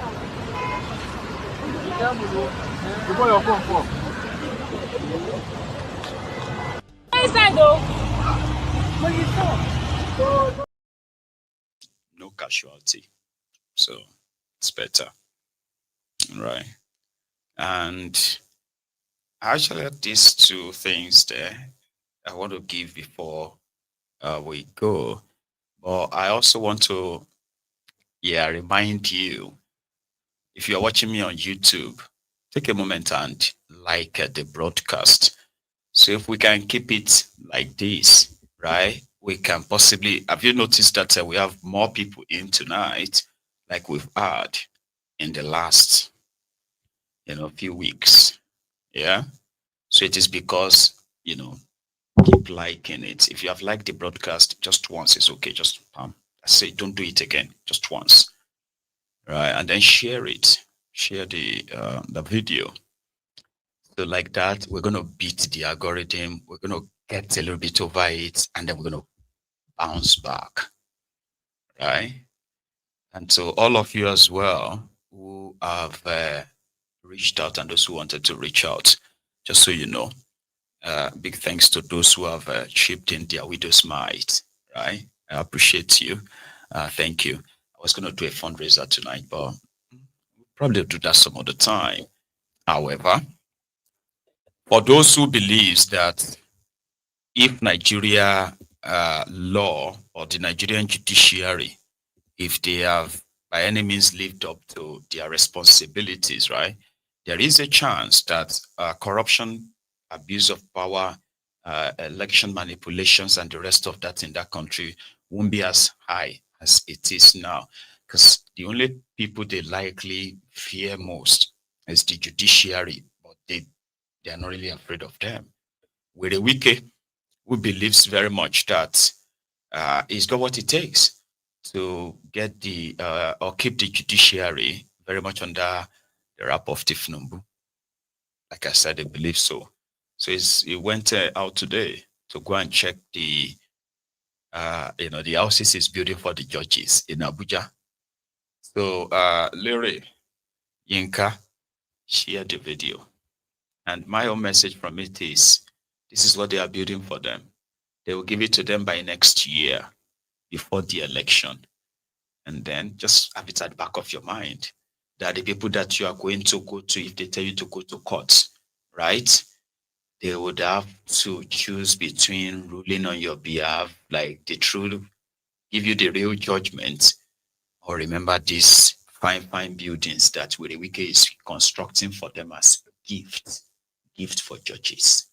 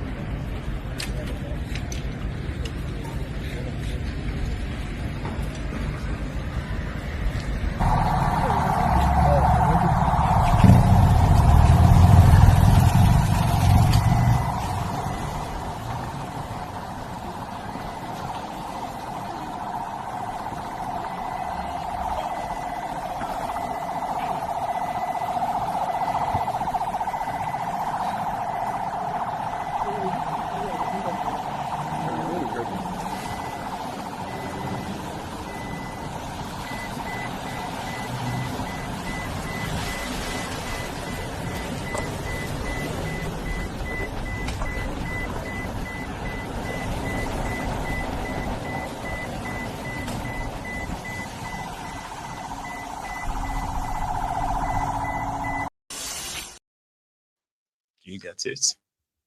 You get it? You don't get it, forget about it. You know, I will be happy if you can show me any educational project of the Wike in Abuja, where they are constructing new schools, new blocks of class like that, in that kind of the way you saw the judges' mansions they are building, right? Or hospitals in Abuja, clinics that they are rebuilding in that kind of way, like in that fancy, beautiful ways, right? These are the guys that will build, they will renovate 2 blocks in a school. And then it's empty. Okay, they will commission big building as hospitals, but the building is empty. But they will build houses for judges, for politicians. They will furnish it to the tail. Man, Nigerians are unlucky. The criminal politicians in Nigeria are so lucky. Chai. They are. Injustice is everywhere. Here is another brother adding his own voice to what has now become obvious, that Nnamdi Kanu is not being prosecuted for any crime. He is being persecuted for his idea and his ideals, and because of where he comes from. That the Nigerian system, the Nigerian criminals are negotiating with a terrorist openly. I mean, come on. Like, how long do you think it's going to take you to see through all of this? How many people need to say it to you before you understand that this is not prosecution? It is persecution. They are responsible for the insecurity that they orchestrated, politically sponsored in the eastern part of Nigeria, right? And a man that they would never allow, right, to use their own supposed law. I mean, places where there are laws as archaic and as stupid as they are sometimes, right? The laws, they couldn't really jail him. It couldn't it couldn't prosecute him without the interference from these rogues that have no intention of obeying any law. They don't have intention of obeying any court. And for your information, by the way, we're supposed to have Mazi Nnamdi Kanu's no case submission decided on the 10th of October. I have just heard that they have brought it forward to the 26th of September, meaning this Friday, the Friday of this week, right? The Nigerian courts will rule if Nnamdi Kanu has any case to answer or not. That was his last submission, right? But here is a brother who wants to add his own voice too. Listen. When Mazi Nnamdi Kanu talked about the presence of Fulani Janjaweeds in Nigeria, we thought he was just singing. We thought he was saying something possibly born out of the hatred of the Northerners or the Fulanis by the Igbos. But it's now becoming clear, because I am telling you sincerely, it's only the powerful almighty Janjaweeds that can pull this thing that just happened recently in Katsina in regards to negotiating with bandits, leaving them with their weapons fully intact, and at the same time even coming to make demands for schools, markets, and the rest of it. That is to say, we're still talking about Ruga Settlement Part 2. That is just it. Sincerely. And I'm telling you, the way it looks now, it seems this Fulani Janjaweeds have Janjaweed clerics, Janjaweed politicians. And funny enough, it's not even just all about being a Muslim or Islam. The fact is, even if you are a Muslim or not, I am telling, even if you are a Muslim, as long as you are not of the Janjaweed family, I am telling you that means you are not even a Muslim. Because the way it looks now, the Janjaweed family actually is all about the radical explanation or definition of Islam, the way they understand it. I am telling you. And that is why they are able to render havoc on even Muslims themselves.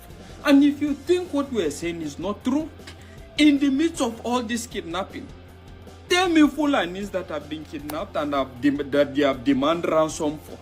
Or tell me how many Fulani communities have been ravaged with these same people. And what is the argument? The argument, the initial reason for these such actions in the first place was based on the fact that they were attacked, a lot of their people were attacked. And I'm telling you, on what basis? On the basis that they enter people's farm and they finish their crops, most especially houses that are known to be predominantly farmers. All of a sudden, and let me tell you another attribute of these Janjaweeds. As far as these Janjaweeds are concerned, I'm telling you at the moment they don't even have a country. When you allow these Janjaweeds to establish their empire in any state, I am telling you, they invite all other Janjaweeds from all parts of the world. Get me wrong. Get me right.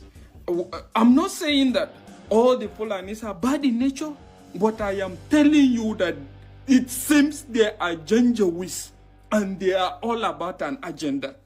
And the earlier everybody comes to this come to term with this, the better for everybody. And to some certain extent, it may as well look as if the Janjaweeds happen to be even the people keeping this man in detention for long. Because having seen a lot he has said, he seems to be a person that knows so much, which is actually troubling to them. I am telling you, and nothing more. Well, I just hope Nigerians will wake up to this and realize that there are people that are bent on destabilizing this country and ensuring that it doesn't progress and it doesn't grow. All they are all about is establishing their kingdom of radicality that can be spread to the world. That is how it looks at the moment. When Mazinam Kanu Onye du aiko omeri wonendizu modire ya abakare mama daora una bori meri nandi win the war Python that's one Python that's two na Python that's three una bori meri nandi win the war Python that's one Python that's two na Python that's three una bori meri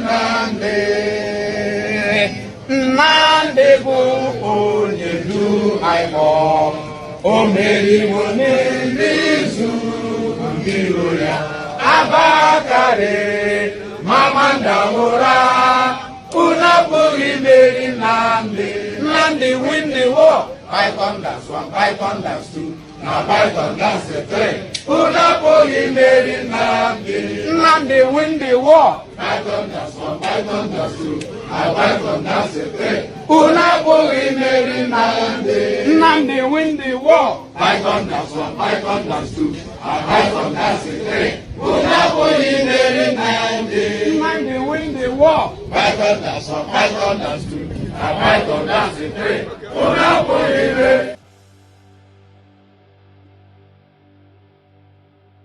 It may take time, but it will eventually come to pass.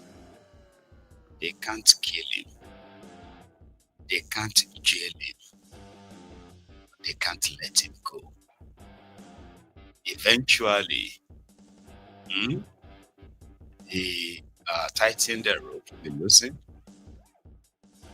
and then the tighten shoe, the hurting shoe, it's on the other feet, the other foot rather, and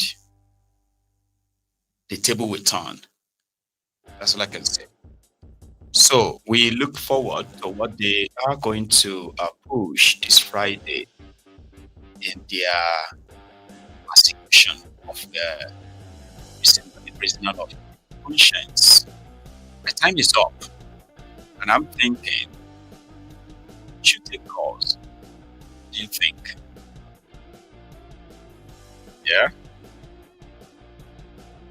Right. So what I'm going to do then is that I'm going to take a short break. break. Okay, switch my legs and what I mean. Now come back and take a look at me. So you can add your own contributions, alright? If you have to go, remember, I get the broadcast, you can like it. Please don't forget that. I'll be back in a minute.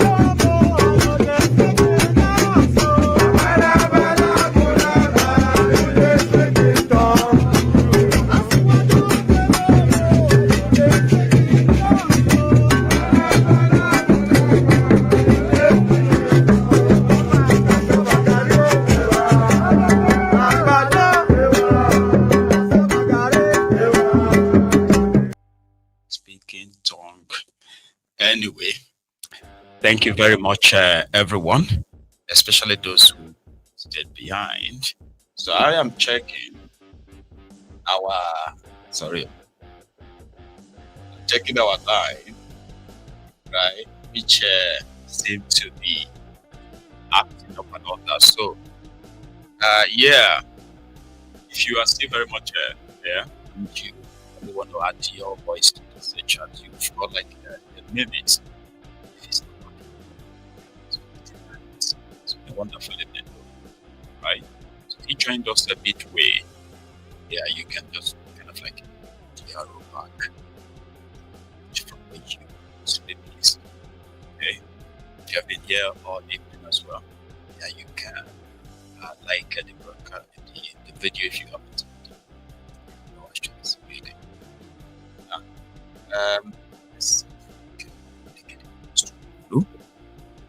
yeah. Hello. Hello, my Baba. Hello, sir. How are you, Baba? I did, my Baba. Yima Lomba, sir. Hey, Yima. Baba. How are you? I did, my brother. You've always been around, so I heard your voice. Wow. It's good to hear from you. I did, my brother. I just did, my brother. It's just anyhow. I just observe me. And they observe me. What is nothing will do? I didn't do anyhow. We could buy house everywhere for Florida, giving to kings. What thing you want to do? You don't get anything you want to.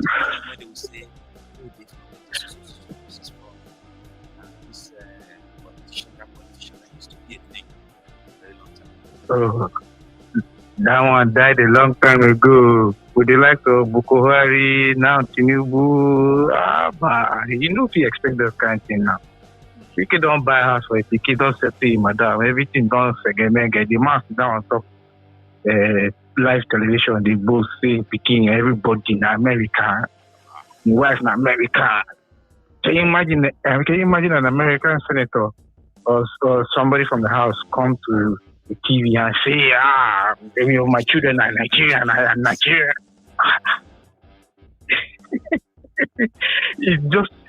It's comical to me. Most of the time, I just sit down there and just laugh.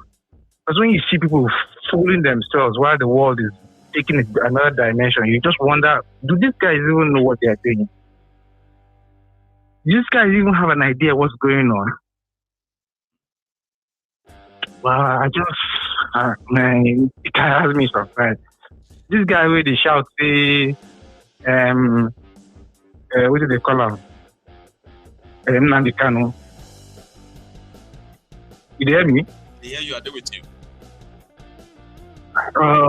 This guy where they talk about Nnamdi Kanu, I don't talk about before. Should we not be here with you when Mark Nnamdi Kanu they talk, say, this thing will affect everybody. And one by one, it will touch all of us. If you don't call this thing now, this evil that is going on in this country, that video clip that he was in London, that is what he was saying. Una carry and put inside jail. For person we carry magazine for chest, we don't kill people, we don't kidnap people, we don't hold people ransom. Come, Nigerian army sit down, Nigerian government sit down. They talk to those guys they demand. They did thankful to those guys. So those guys come talk to them. Is that not an asylum? Like, how do people even believe that from? Let's assume, say, you are right. Let's call you and our critics. Okay? And our criticism is valid. That's probably how we see it. But for people who are their supporters, live outside Nigeria, right? How do they see it? Like watching from far? Do they just pretend that they are not seeing it? Ordered? Or what? Why they explain Nigeria to you, and you say you understand. I don't know what to say. I don't know what to say. But I don't want to talk too much. We can just go enjoy the show. It's over. All right. Okay. No, I love it. And then I see big. All right. Oh, he's fine. Right. It's fine, everything. How's Agbeke and the kids? Sorry, I don't have to ask for them again. Okay. Say me well to them. You do. All right.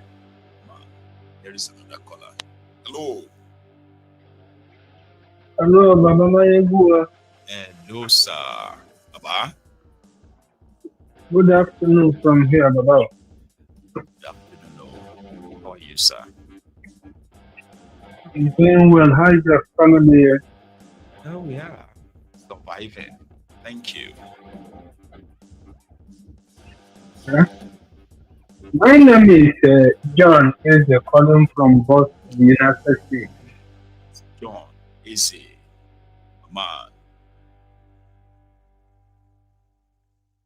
I always bless you because of your doing an amazing work. Thank you. May Chukwu Okikabiyama bless you. May Chukwu Okikabiyama keep you and protect you. Please, can you lower that thing down a little bit because I'm giving you an offer of prayer. That's right. Because if you see me on your screen, you will see that this is me bowing my head until you're done. May Chukwu Okikabiyama keep you, protect you and your family. In the name of Chukwu Okikabiyama, we pray. He say, and you too. Baba, thank you for your good work. I just want to use this opportunity to thank you so much for the amazing work you have been doing.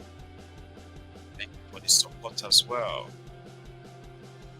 Let me just go so fast so that I will give other people a chance to call in. So that we can manage the time. That's very good, sir. Please. I want to remember the chief of army staff that when you beat small pikin, and tell him not to cry. You don't commit abomination. Wow. You can beat the child and still tell the child how to cry. Igbo people have been the people that they have been the marginalized, be feeling like they are not a citizen of the country. But I want to remember him, Wike, Akabio, Popos of them, Soludo, Peter Mba, all of them. That power no remain forever and ever. Power they finish. That's right. When your own turn due, you go. Another turn will come. That's right. But remember, mind you, that the way you treat other people, now so other people go treat you. Eventually. I did also my fellow youth brothers and sisters with CJ Niger. If you want to make your country proud, I don't tell you not to run away from Nigeria, make you go to Oduduwa, make you go to Arewa, make you go to Biafra, but do the needful. Don't wait the time to come. Do the needful now. Baba, may God bless you. Finally, Mazen Namde Carlo, the whole world is watching. May people bless you, Papa. Have a good night. And you too, John Easy. Thank you very much for stopping by too. Class. Some have a problem with the audio. You still have a problem with the audio. I've tried to increase that part. So the plan is just not to make it sound so loud.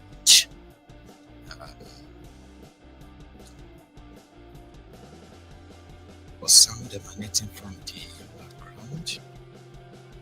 If somebody if you have heard any sound coming from the background, I'm not sure it is from this side. Okay, it could be from the colors end as well. Oh, are you hearing any sound right now?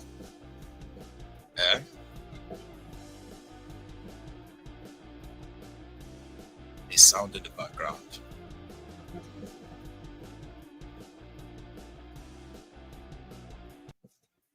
Oh, apologies for that. I just got to see that now, and indeed, I apologize for that. It shouldn't be that loud, right?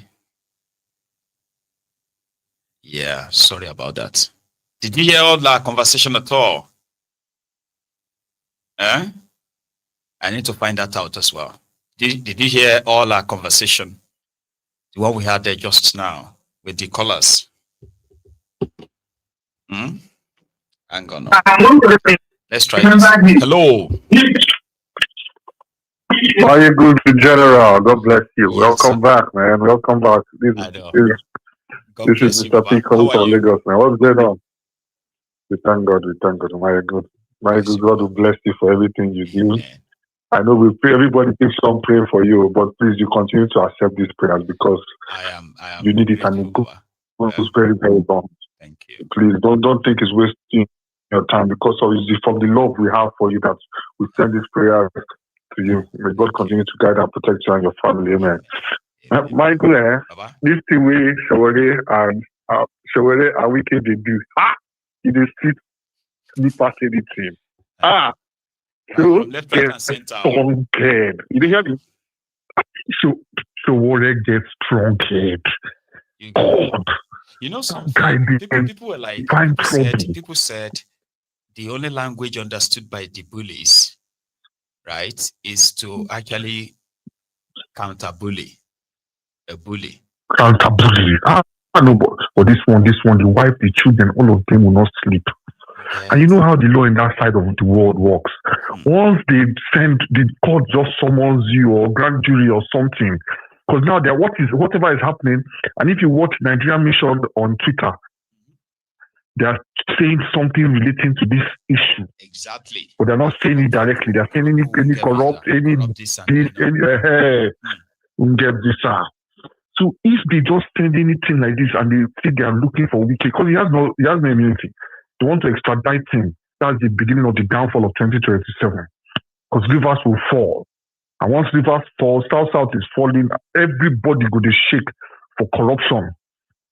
If those people are genuine and they really wish Nigeria well. This is the issue. How can you spend that kind of money? As well, you know? It's not that straightforward. I know if they really say it's democracy and they wish us well, they would probe this man because that money is stolen. All of us know it. They know it is stolen funds. They know it. They know how to trace the money, where it came from. And it's his wife. Which work will she do? I wonder how. Which work is she doing? She's a dog. Which work are those kids doing? A millionaire in dollars. If Sowore pursue this thing, Nigerians go support her. Well. That's all I need. Some of this, I'm obedient to, but some of obedient to come and say, Sowore, they look for fight. Look, this one want to fight Sowore because they have this for him. See, when you're fighting this kind of people, you join with your enemies. Yes. You see, people that are chopping, that's how stupid Wike is. When you're chopping, you keep quiet. He's noisy. Every week you bring press conference. Every week press conference. Talk. Overconfidence. Nothing can happen. If you have become part of the system for so long, Baba, in 2000 and I think it was in 2013 or thereabout, this same werey Wike, right, was under the probe of the EFCC for stealing. Exactly, correct. In 2008, when he was with Amechi, he was also detained for stealing about 150 million naira. Back then, this is like saying somebody stole. Back then, that 150 million was 200 naira, be 180 to $1. So he's always been. There was a time they said that he stole over 20 billion naira belonging to the Universal Basic Education (UBE) when he was the Minister of Education for State. He's always been a criminal. When he was governor, his own accountant general Fubara, who is governor now, was declared wanted by the EFCC for a missing 420-something billion naira.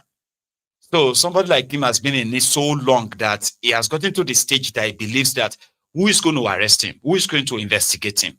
Like, who is going to order it? That's the overconfidence. That name you just called now, Fubara. Yeah. You know, there's one of my friends that was talking to me, talking about one Yoruba proverb. I don't know how to say it in Yoruba. Something about the goats. If the goats, they dress back. You know me saying they run from you. He's going back to attack. Yeah. That's how we put that. That was the English translation. He's going back. I mean, the ram. He's going back to try and attack you with his horn. Yes. So, you know, Fubara is quiet. Nobody knows who is giving Sowore information because this Fubara was inside that circle. It was inside that circle, so he can fight this mission in different. They say, he who fights and run away will live to fight another day. This fight, this bongo Wike for truth. And if he has no immunity, if for any reason the US means us well, and they pick up this man or they send this, making the run, all this nonsense press conference. Do you know something, Baba? Yeah. If, like, you are trying to follow your lead now, right? If things get bad, if the pressure becomes so much, like it becomes so exposed. Now we are talking about America. We don't know other ones here in other places now. And if they begin to release them to the public, do you know that embarrassingly, Thiefnubu may drop him, and he doesn't even need him anymore. Of course, exactly. The shame will be too much. Yes. You know, he's already got Fubara River State under his tip right now. He doesn't need Wike. That's what it is. If he becomes too exposed, and always in the media, stealing, they may drop him. Once that federal power is out of him, that's it. Once the federal power is out of him, he's finished. See, Dele Alake is chopping more money than anybody in this government. You hear him talk? Be the loudspeaker. You know, he's supposed to. Yes. You don't see him. It's just today I found out he went to UN with this Shetima. He's quiet. When you talking stealing money, you think this man will sit down, call a rice, call channels, drink whiskey, talk. Now they don't open it. This is the first one. Watch information. Now that this thing has started, people that worked under him that hate him now at that Fubara side will continue pushing things to Sowore and more evidence. Maego, make people talk, Jare. Welcome back. Maego, our voices are part of our show too. Our voices are part of this show. Please don't leave us. I know. God bless you so much. God bless you so much. You know, that's one thing I enjoy about our conversation of Mayegu's Diary Political, right? It's the fact that anybody can come up with their own theory based on the available information, right? And somehow they can get you thinking. You begin to be like, and sometimes people will say something that you can easily just dismiss. No. That's not, I don't believe that one. No, I don't agree, you know. But someone would give you some theories, right? They'll get you think, not that you're going to agree or not, right? But they get you thinking that you begin to be like, I love it. So, sorry. I just missed another call, by the way. So if you still want to be part of the chat, you know what to do. The number is on your screen. Use it. And I also have my fundraiser link attached in the comment. Please use it too. Hello. Hello, Mayegu. Good evening. How are you? Fine. It be like say the last caller they pity Wike. Why you go to say this thing now? Yeah, it be like saying they pity am now. Okay. As I get here now, I just want to. Is that some people I want to see how they die. Like Wike now. Wike, nobody need to pity Wike now. He can obviously see on his face and his voice and his action that Wike has he believes he's eating with the Satan. So nobody can do him anything. You guys, he's always there where decisions have been made. So who you want reportant to? 2020 NSAS. 2020, right? Yes, October. Did they know what Wike did? Wike killed people openly, and he was bragging of it. Wike killed people in Obibo. Yes.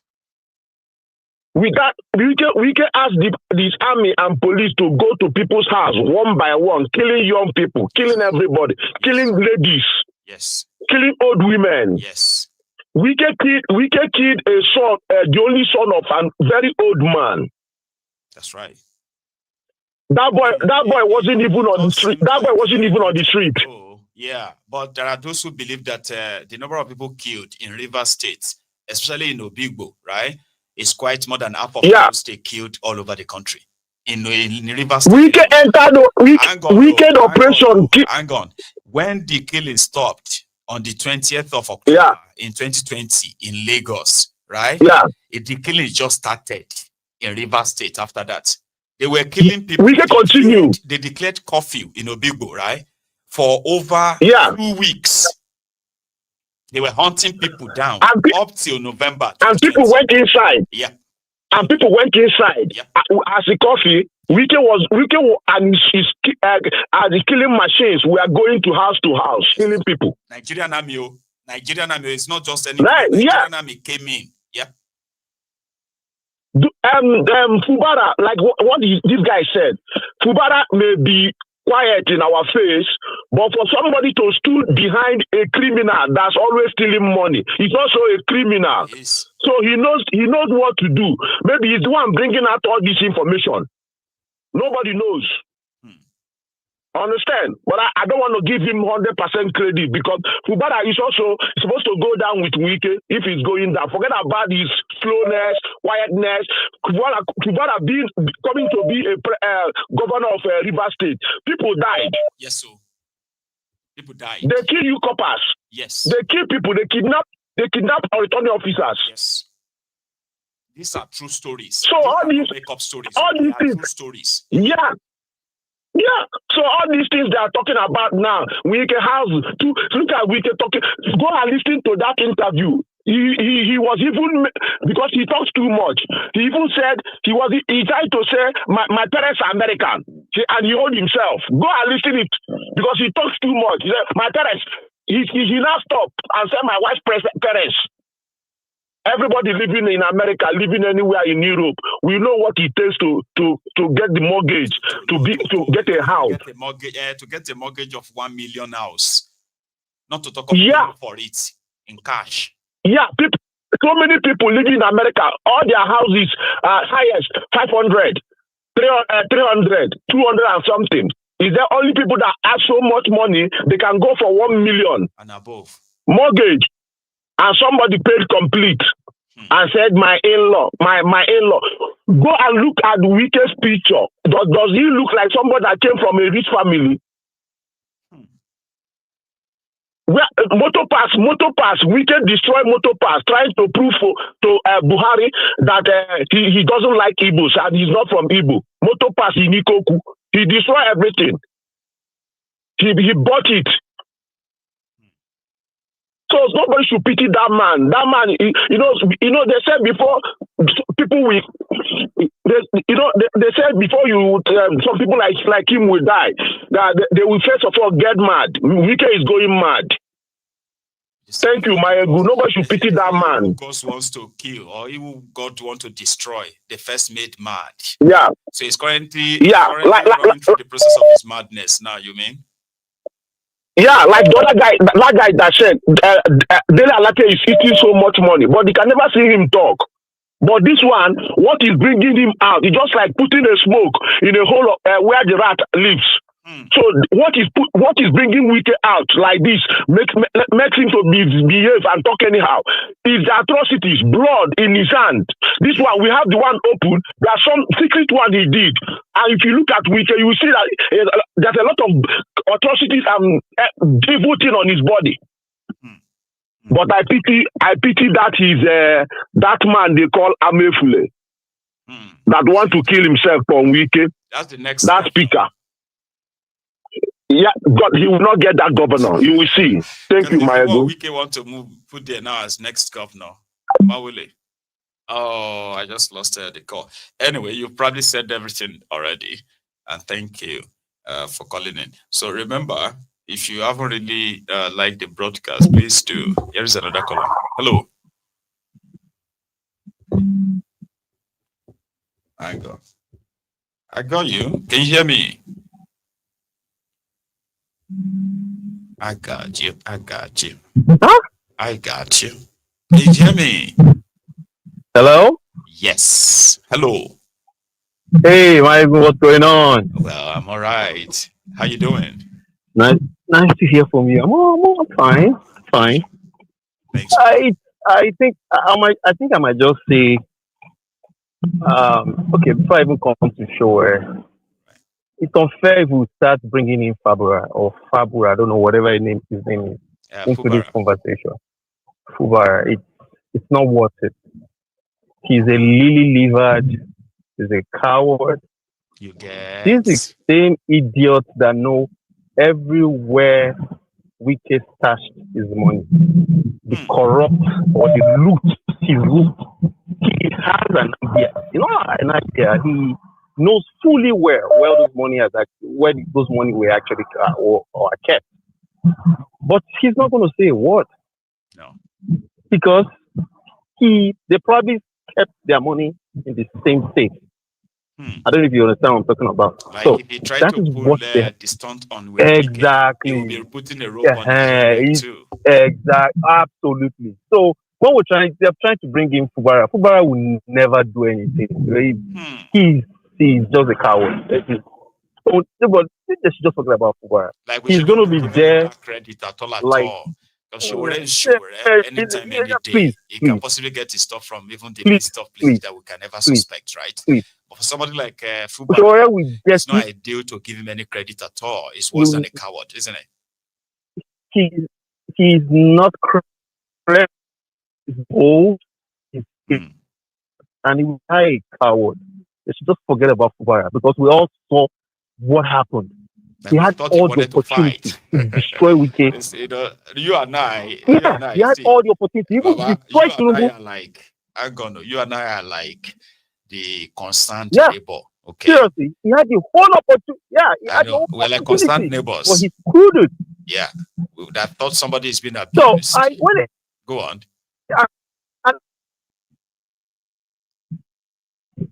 Look, I said if I had been in Nigeria, I probably would vote for Peter Obi.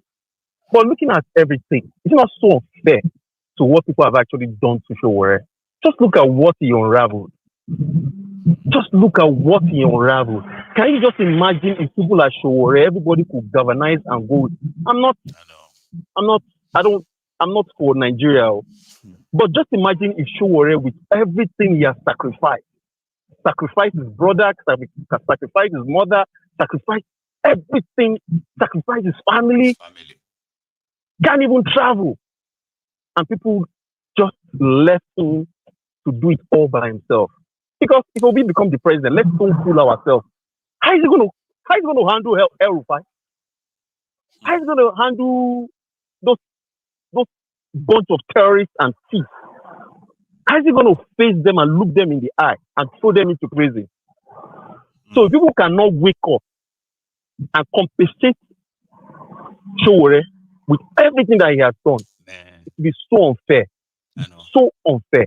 I know Sowore has his own shortcomings, though. He has his own shortcomings. And look, he cannot compromise with anybody. A thief is always a thief. And he said, look, to him, he said, Obi did not do anything because he said, if Obi had done something in the state, why is he taking his? Why is his hospital in the UK? Why are his children not going to school? He might have his own. I'm not saying Sowore is perfect, but if you look at people should understand this is the only person that is consistent so far, so good has been Sowore. So if people are still going to keep going with Obi, I'm sorry to say, hopefully he wins, but it's going to be another disappointment. It's going to be another disappointment.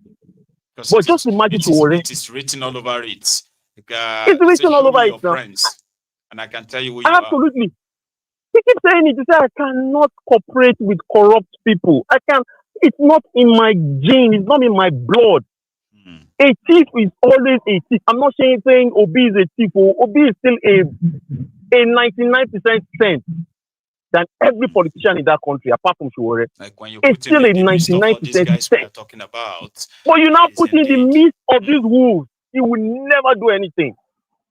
They will destroy him the way they destroyed Jonathan. They will finish him. He will never accomplish anything. But just imagine Sowore. Sowore will. Opportunity. It will be another missed opportunity. Just the same opportunity this stupid Obasanjo had. They will have just put the country on the good path because of greed. Greed. Third-time greed. He destroyed everything. So, honestly, if people are still going to waste their time, they should keep going for Peter Obi.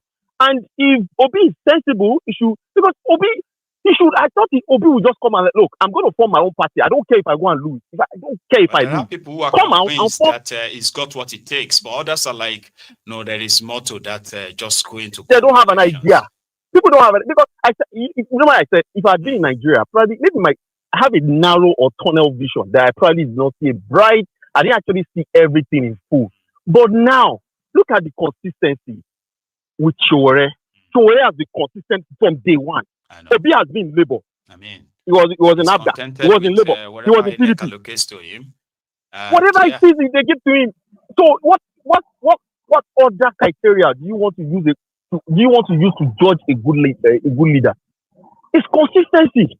He can never agree with anybody, and he shouldn't be obliged to agree with anybody. Look at Trump. I never liked. Yeah, I never liked Trump, but he's consistent with his lies. He doesn't care. He's consistent with his lies. So the only person that has been consistent is Sowore. If people can still go vote for your Obi, we're still going to be in the same. We'll be back. Whatever it is, we'll be talking about this in years to we'll come. still be talking about. But look, if Sowore is there, we know now. We know. Everybody knows. That it's going to be bloody. Right. Presently, you will agree that neither Sowore nor Obi have any pathway to taking power in that place, considering it is right now. You're right. Building up, and over time, something like that. Do you think Sowore will have that time on his hand anymore? Sowore himself is getting older. Let me say something. There's impatience is part of politics. You don't have to be patient. You have to be impatient. And I like his impatience. Right. Because we have to wait till your turn. No, it's not going to work. And because he's impatient, and that is why he's unraveling all this stash of money that we have, all these thieves. Right. And another thing is, I'm not leaving myself behind. We that are even outside the country, we're not even doing enough. Sowore is in Nigeria. Look at what is the unraveling. We all have the same power to pull Spashola's record here in America. Pull this stupid chief of staff of Thiefnubu. Pull their record. How much is it going to cost us?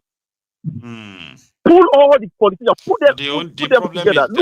It's not even about pulling all these stuffs out. I think Nigerians have been so, psychologically worn out.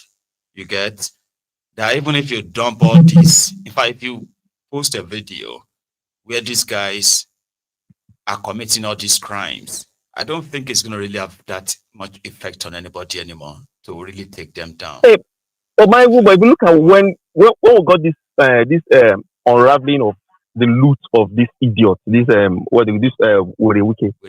And you can see the reaction of people in the country. I know. People were surprised. When I went to Sowore report, I saw a lot of reaction. Then you went to already tweet anything, you see like 200, 300 reaction. Now I see 5,000, 10,000 reaction, 20,000 reaction. So these are things people actually do not know, and they are getting to know, and it's actually opening up people's eyes. People that are in the United States, I agree. Seriously, people that are in the United States, it doesn't cost anything to pull someone's record. Just go in, pay $2 or $3, pull this people's record, let us post it online, and let them come and defend it. We also can file a class action here too, and say, okay, these people actually stole to buy this property. We don't have to put in our name. We can do it anonymously. Get a lawyer. How much is it going to cost to get a lawyer? Just put in the law. Just put in the case. Let it keep rolling. We'll be banking it secretly. We'll be funding it just for the world to see and say, look, you are not we're all suffering. This is who you still want to vote for. This is the same thing you keep voting for. So people should please try and do their own part. Well, I'm not hoping on Nigerians because I know it all starts from people being interested, like we are doing right now, and then people being compelled enough, like motivated to say, what, I could actually do this. I could do what that person is talking about. Seriously, I never thought about it until when you said it. Just like the pool there, I was like, this is something I'm good. I'm good in doing this thing. Yes. Pull people's record. I can do it myself. Just pay $1. What am I looking at? I was plugging my $2, and you have everything. I was plugging myself. Like, just what am I doing? Know, it is not illegal. It is public yes, record. It's public record. It's not illegal. So I was plugging myself. I was like, I could still do something like this. I don't have to put in my name and just push it to the public and let them see what their thieves are doing. Their ruling thieves are doing to them. Thank you so much for your time. I appreciate it. Appreciate it, sir. Have a good one, sir. Thank you so much for your time. You have a very good evening. Bye. Okay? Bye. That's a good one. I mean, I miss that. I miss when people will bring ideas, and then some people will go on and yeah. Now, let me take this. I don't know. I'm having a little headache. I'll take one more. I will call it a night. Hello there. Hello. Yeah, one name. One name. One name. One name the number. One name the top. One name the number. Yeah. May the oil on your head. You say never run dry. It will never run dry. Because your lips have been anointed with truth. I'm telling you, Baba. It's like all of you have been like in the shadow for a while. Yeah, if only people know the reason you were created. You were created for such a time as this. Bless you, Baba. Then people will understand. I know. Thank you very much. And yeah. Yeah. I've been watching, So, it is not as if all of us, we don't know all these things. All these things are in public place. Yeah. If you know any address, you put that address, you will see the history of the property. But that is not all we are talking about. How many times have people dumped information? Even the Sahara reporters, whatever, it is people like me and you that leak those information to them. Eventually, yes. Or what we are asking. The Western world, which of them has these people taken serious? Like really taking action on. Yes. We are talking about Wike. What did Wike do compared to what Thiefnubu did? That is still doing. Is it not there on public domain? Is it not somebody that brought up those facts? I mean, those truths. It's not even facts. Those were truth because he has gone to court. He has been convicted. That one is truth. Fact. If it's not convicted, it's not truth. It's a process getting the truth. So, but this one we are talking about Thiefnubu's case that was true. What did we get out of it? So it's not up to saying, that Wike is good. If I am telling you, if I should look at what has happened in the past, what has happened in the present, I will tell you that this case will not get anywhere. Because the countries that we are dealing with, they are corrupt. Very. They teach these people corruption. Take, for example, look at Nigeria today and look at what is happening in America today. There is nothing that Thiefnubu has done in Nigeria that Trump has not done in America. Right now. Put it side by side. Just put it side by side. You will find out that he has done the same thing that Thiefnubu has done. So we are not only fighting corruption only back home. We are fighting corruption here as well. As far as we are concerned, these people that you are banking on that is going to give you justice, these people are not going to give you justice because they want to keep us the way we are in Africa so that they can actually control us. If we have good leaders in Africa, they will not be able to control us. But if they have bad leaders in Africa, they will have to control us. So that is what we are talking about.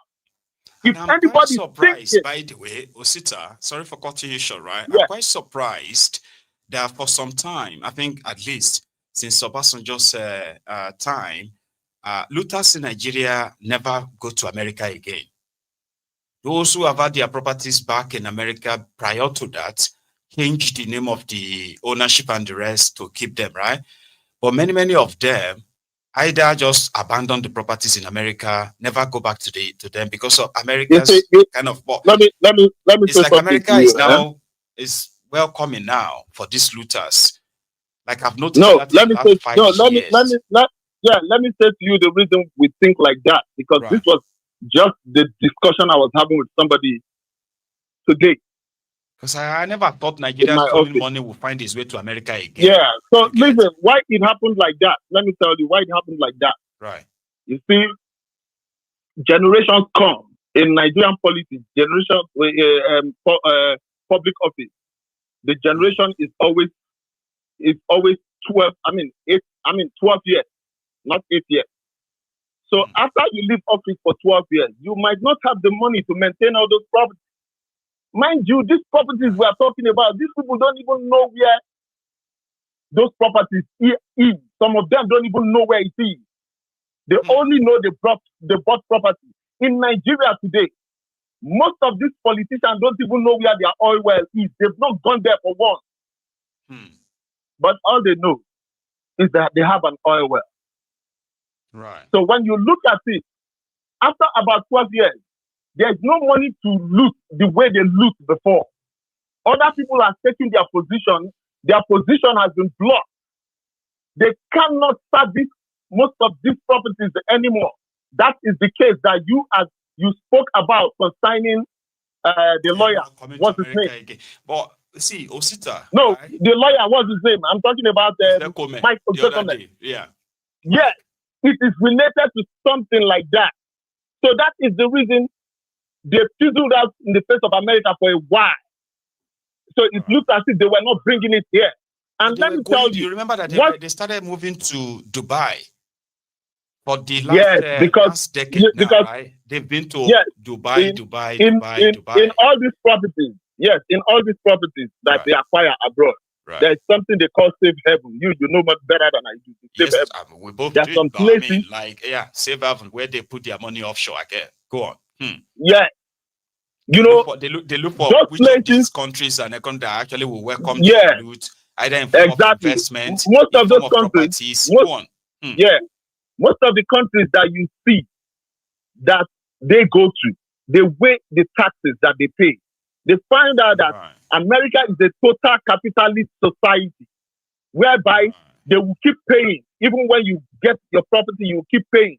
UK does the same thing. So what did they do? They will have to go to a country whereby they would not pay more. Oh, that's what got them there. It wasn't like America was really tracking them. Yes. Say, right. Yes. And it is related to James Ibori too. And now, because that's what I'm saying now. Remember, it was that's what I'm saying. Ibori. This because of these two, right? America changed the way they dealt with politically. You remember how his problem? Did you remember how his problem started? I know. When he took most of what he has in UK, he took them to Dubai. That was the genesis of his problem. The UK government didn't like what he did. So that was the genesis of his problem. So what I'm trying to say is that if you're seeking for justice, seek for justice. Don't seek for half justice. Don't depend on this West. Don't depend on these people. And that is the reason we've been failing because we keep depending on them. We say, oh, America will come and rescue us. Oh, Britain will come and rescue us. My brother, if we don't rescue ourselves, we have no... The only thing I see about this thing is that they wrote about Wike. Let him know that he's untouchable. Because he thinks he's untouchable. Let them rub it on his face that you yourself look at the baggages that you are carrying about. But if it's any other thing that I'm expecting, and now if too much searchlight is on him, and America is featuring in it, right? They may cut him off, throw him under the bus. So if you're thinking that at the end of the day they will imprison him, they will extradite him. Maybe not like that. I am sorry. No. America is not going to do that. No. They go for the highest bidder. No. Trust me. The only thing they will do is that they will use him as a bargaining chip to get whatever they want to get from Thiefnubu. Simple as everything. Yes. Thank you very much, my brother. Bless you. Osita, I've missed you. Have a good one, Baba. So I am going to take, what time is it? Okay, I've got just 3 more minutes. This caller, walk with me. Hello. Hello, Mahego. Good evening. Oh, good evening. That's a charm. How are you? Yeah. I'm fine, thank you. I'm fine. Do you know why I'm calling? I'm calling to salute Osita. So you want to buttress him? Oh yeah. Listen, do you know what? I've been listening to some of the callers. People talking about, so the world will see, so the West will see, so the world will see. Please, Osita, I don't know where you are. I don't know who you are, but I salute you. It's like we in Nigeria. We're still at we still have this, fairy tale belief that they care about us. They do not care a toss. When I say they don't care about anything that has to do with you, they do not care about us. They don't care that we are dying. They don't care that we are living. They don't care that we are where we are. All they care about is our obligation. That's all they care about. As long as we are bent over, right? We're not able to stand and be who we're meant to be. As long as our head remains bowed, they will continue to be on top, right? Things will continue to be unfair, right? So all of this, listening to Nigerians and all these people calling and talking about how, the West, because of hate, they don't care about you. No, not in that sense. They know exactly what is going on in your country, even more than you do. They know exactly where all the bodies are buried, in case you don't know. That's right. You talk about, what they call it, Thiefnubu being in CIA assets. They know this. They knew that first before we found out, right? What again? Nelson Wike having all of these properties. They know where all his bones are buried. They know every account that he owns. They know more than you do. That's right. And that is the reason why our country is the way it is. So they have no interest in them. When you report to them, it's like showing them what they already have. And exactly at that point, what? They may actually present this to him and turn him to an agent too. All right, or sacrifice him by claiming something from Nigeria in the process. So in the process, we never win, and we're never going to win. And in case people don't know, in all of this, when they discover these assets and everything, you know that 100% of it doesn't come back to your country. No, only about 60%. The other 40% goes into that country. Yeah. So it is in their best interest that our politicians continue to steal and bring it into their country, and they can make a show of, oh yes, we found all this money, and they collect 40%. At the end of the day, they think we're stupid, and we keep on acting stupid. All of this, the West. Please, my fellow Africans, the West don't care about you. No. They don't care about that you are dying. They don't care that you're living. They know that our people are being trafficked. They say that now. They're like, is there a way they exactly. can get Africans to, man, Charm, they say it all. They said Africans are so useless. How? That they said if they can just partition us away from these resources, right? Then Africa will make sense to them. Africa will make more sense to them. Listen, they'll come here and they'll buy our land. They will settle. Africa, exactly. Africa without Africans. Yeah. So the minute we wake up and from this hour reverie that, these people care about us, so that we're on an equal footing with us, they care about what is happening to their fellow human beings. They don't care about you. No. This is going to have to be a problem that we're going to have to solve on our own. And the minute we solve that, and I've been saying it repeatedly, and I've seen a lot of platforms that are also saying the same thing. As Africans, we need to come out of all these stupid countries, all these stupid organizations, United Nations, World Bank, all of these places. They are of no use to us. They have never been they have nothing they're doing that is in our best interest. So we need to stop wasting our time. And the young man that is talking about Sowore being a viable candidate compared to Peter Obi, listen, we're still making the same mistake. If we want Sowore to be president of Nigeria today, of this country they call Nigeria today, because again, I'm not from Nigeria. But if they want Sowore to become president, then you need to get the criminals out of office before 2027. It's never going to happen. If you are all waiting for 2027 to make a difference, even Peter Obi, I said it yesterday, he is not going to be president. He will not be president until you get rid of the criminals, including the ones that are forming coalitions and up and down the whole place, because those are criminals themselves. Okay? Unless we're saying that we still want to empower the same criminals and hoping for a better outcome. With known criminals, it's like, somebody, I was talking to somebody, it's like doing the same thing all the time and expecting the different outcome.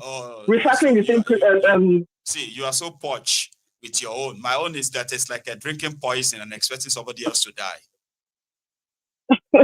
You get me now?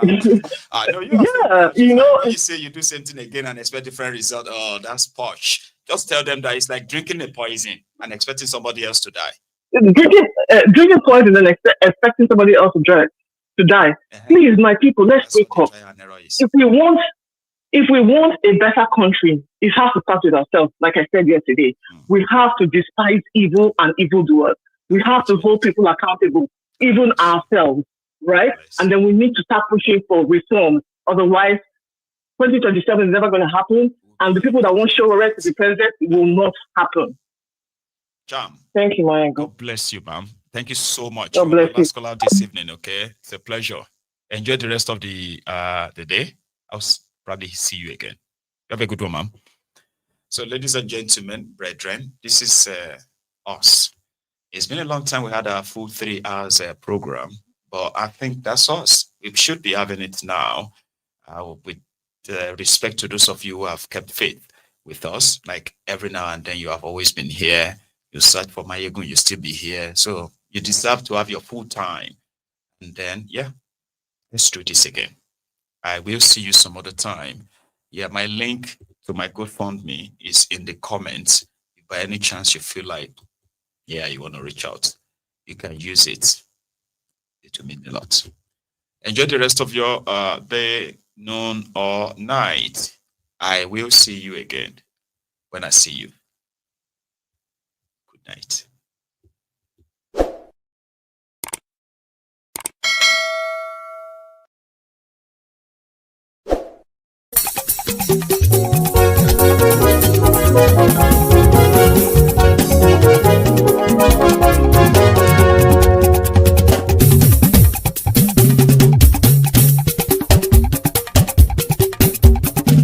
Mayegun làwa mọ̀ làmọ̀ tó dòdòdò. Mayegun dayari Mayegun number one. Mayegun làwa mọ̀ làmọ̀ tó dòdòdò. Mayegun dayari Mayegun number one. Mayegun ti dé o ọ̀rẹ́ ara yìí. Mayegun dayari Mayegun number one. Lórí Facebook lórí YouTube. Mayegun dayari Mayegun number one. Gbogbo bó ṣe ń lọ ni Mayegun já wa sí. Mayegun dayari Mayegun number one. Àṣírí ọ̀jẹ̀lú kì í bò níbẹ̀ o. Mayegun dayari Mayegun number one.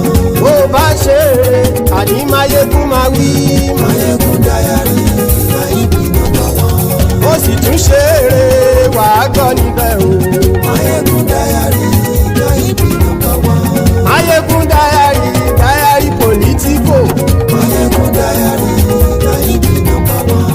Godfatherism kò sí lọ́rọ̀ Mayegun. Mayegun dayari Mayegun number one. Ẹ farabalẹ̀ sẹ́ o kẹgọ́rọ̀ lẹ́nu o.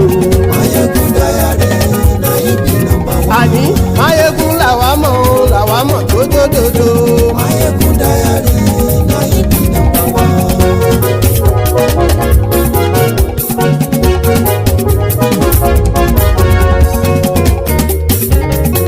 Àní ẹ̀sùn rákì. Mayegun ti dé. Mayegun ti dé. Ọ̀jẹ̀lú ẹ̀sùn rákì. Mayegun ti dé. Àní ẹ̀sùn rákì. Mayegun ti dé. Lórí Facebook. Mayegun ti dé. Àní ẹ̀sùn rákì. Mayegun ti dé. Lórí YouTube. Mayegun ti dé. Àní ẹ̀sùn rákì. Mayegun ti dé. Bọ́ba bá gbé wúrẹ́. Mayegun máa wí. Àní ẹ̀sùn rákì. Mayegun ti dé. Bíjó ìgbádìyẹ. Mayegun máa wí. Àní ẹ̀sùn rákì. Mayegun ti dé. Bí pẹ̀sìdó bá rúfin o. Mayegun máa wí. Àní ẹ̀sùn rákì. Mayegun ti dé. Bí gómìnà kówó jẹ. Mayegun máa wí. Àní ẹ̀sùn rákì. Mayegun ti dé. Ọlọ́pàá ti ń darí bá. Mayegun máa wí. Àní ẹ̀sùn rákì. Mayegun ti dé. Aṣòfin tí ń rúfin o. Mayegun máa wí. Àní ẹ̀sùn rákì. Mayegun ti dé. Òpùrọ́ olóṣèlú. Mayegun máa wí. Àní ẹ̀sùn rákì. Mayegun ti dé. Ọ̀jẹ̀lú ẹ̀sùn rákì. Mayegun ti dé. Àní ẹ̀sùn rákì. Mayegun ti dé.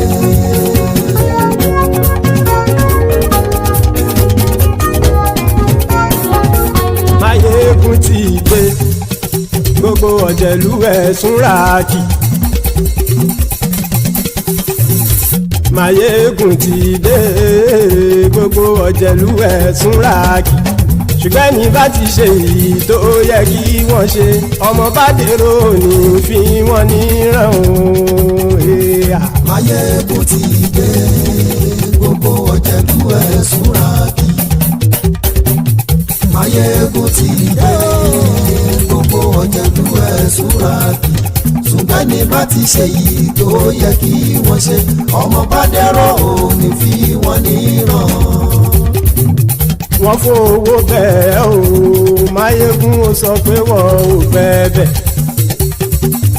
Wọ́n fowó bẹ́ẹ̀. Mayegun ó sọ pé wọ́n ò fẹ́ bẹ̀. Oníkanṣá ti ṣe yìí tó yẹ kí wọ́n ṣe fáwọn ará ìlú tó gbé wọn débẹ̀ o. Mayegun ti dé. Gbogbo ọ̀jẹ̀lú ẹ̀sùn rákì. Máyégún ti dé gbogbo ọ̀jẹ̀lú ẹ̀ súnra kì ṣùgbọ́n ní bá ti ṣe yìí tó yẹ kí wọ́n ṣe ọmọ bá dẹ́rọ̀ ò ní fi wọ́n níran. Kì máa yí ṣe eré ọ̀rọ̀ yìí kì í ṣe ẹ̀fẹ̀. Kì máa yí ṣe eré ọ̀rọ̀ yìí kì í ṣe ẹ̀fẹ̀. Ẹni bá ti lè lẹ́bọ̀ lẹ́rù o ọmọ bá dèrò kàṣà ìtú wọn síta. Máyégún ti dé gbogbo ọ̀jẹ̀lú ẹ̀ súnra kì. Máyégún ti dé gbogbo ọ̀jẹ̀lú ẹ̀ súnra kì. ṣùgbọ́n ní bá ti ṣe yìí tó yẹ kí wọ́n ṣe ọmọ bá dẹ́rọ̀ ò ní fi wọ́n níran. Tẹnitẹni ọmọ Máyégún ọ̀rẹ́ ara ìlú mọ̀mọ́ ni mo fọlọ́run ṣọ́ ẹ̀ bá kìlẹ́bù. Lóòótọ́ olódodo ìlú ọ̀tá ìlú mọ̀mọ́ ni ìwọ ṣá máa ń ṣọ́ra kò sì mọ́ bẹ̀rù. Bọ́tà ń lè rí bóníṣègùn lé káwọn mọ̀mọ́ fi ṣera wọn ni ó ti dẹrùn tí wọn ò gbọ́dọ̀ sè mọ́bẹ̀. Èèpo ọ̀bọ̀ lọmọ bá dérò tàjẹ́ ò gbọ́dọ̀ jẹ́ ó ti jọba lórí àbínú ẹni kò sì mọ́ bùyà. Àìsíwọ́lu ní ẹnìkẹ́ ìgbódì ẹyin lábàrá o ó kó ẹni tó bá dán wò á kàmù. Máyégún ti dé gbogbo ọ̀jẹ̀lú ẹ̀ túnra kì. Máyégún ti dé gbogbo ọ̀jẹ̀lú ẹ̀ túnra kì o. Ẹni bá ti ṣe yìí tó yẹ kí wọ́n ṣe ọmọ bá dèrò òní fi wọ́n níran o. Máyégún ti dé gbogbo ọ̀jẹ̀lú ẹ̀ súnra kì. Máyégún ti dé gbogbo ọ̀jẹ̀lú ẹ̀ súnra kì. ṣùgbọ́n ní bá ti ṣe yìí tó yẹ kí wọ́n ṣe ọmọ bá dẹ́rọ̀ ò ní fi wọ́n níran.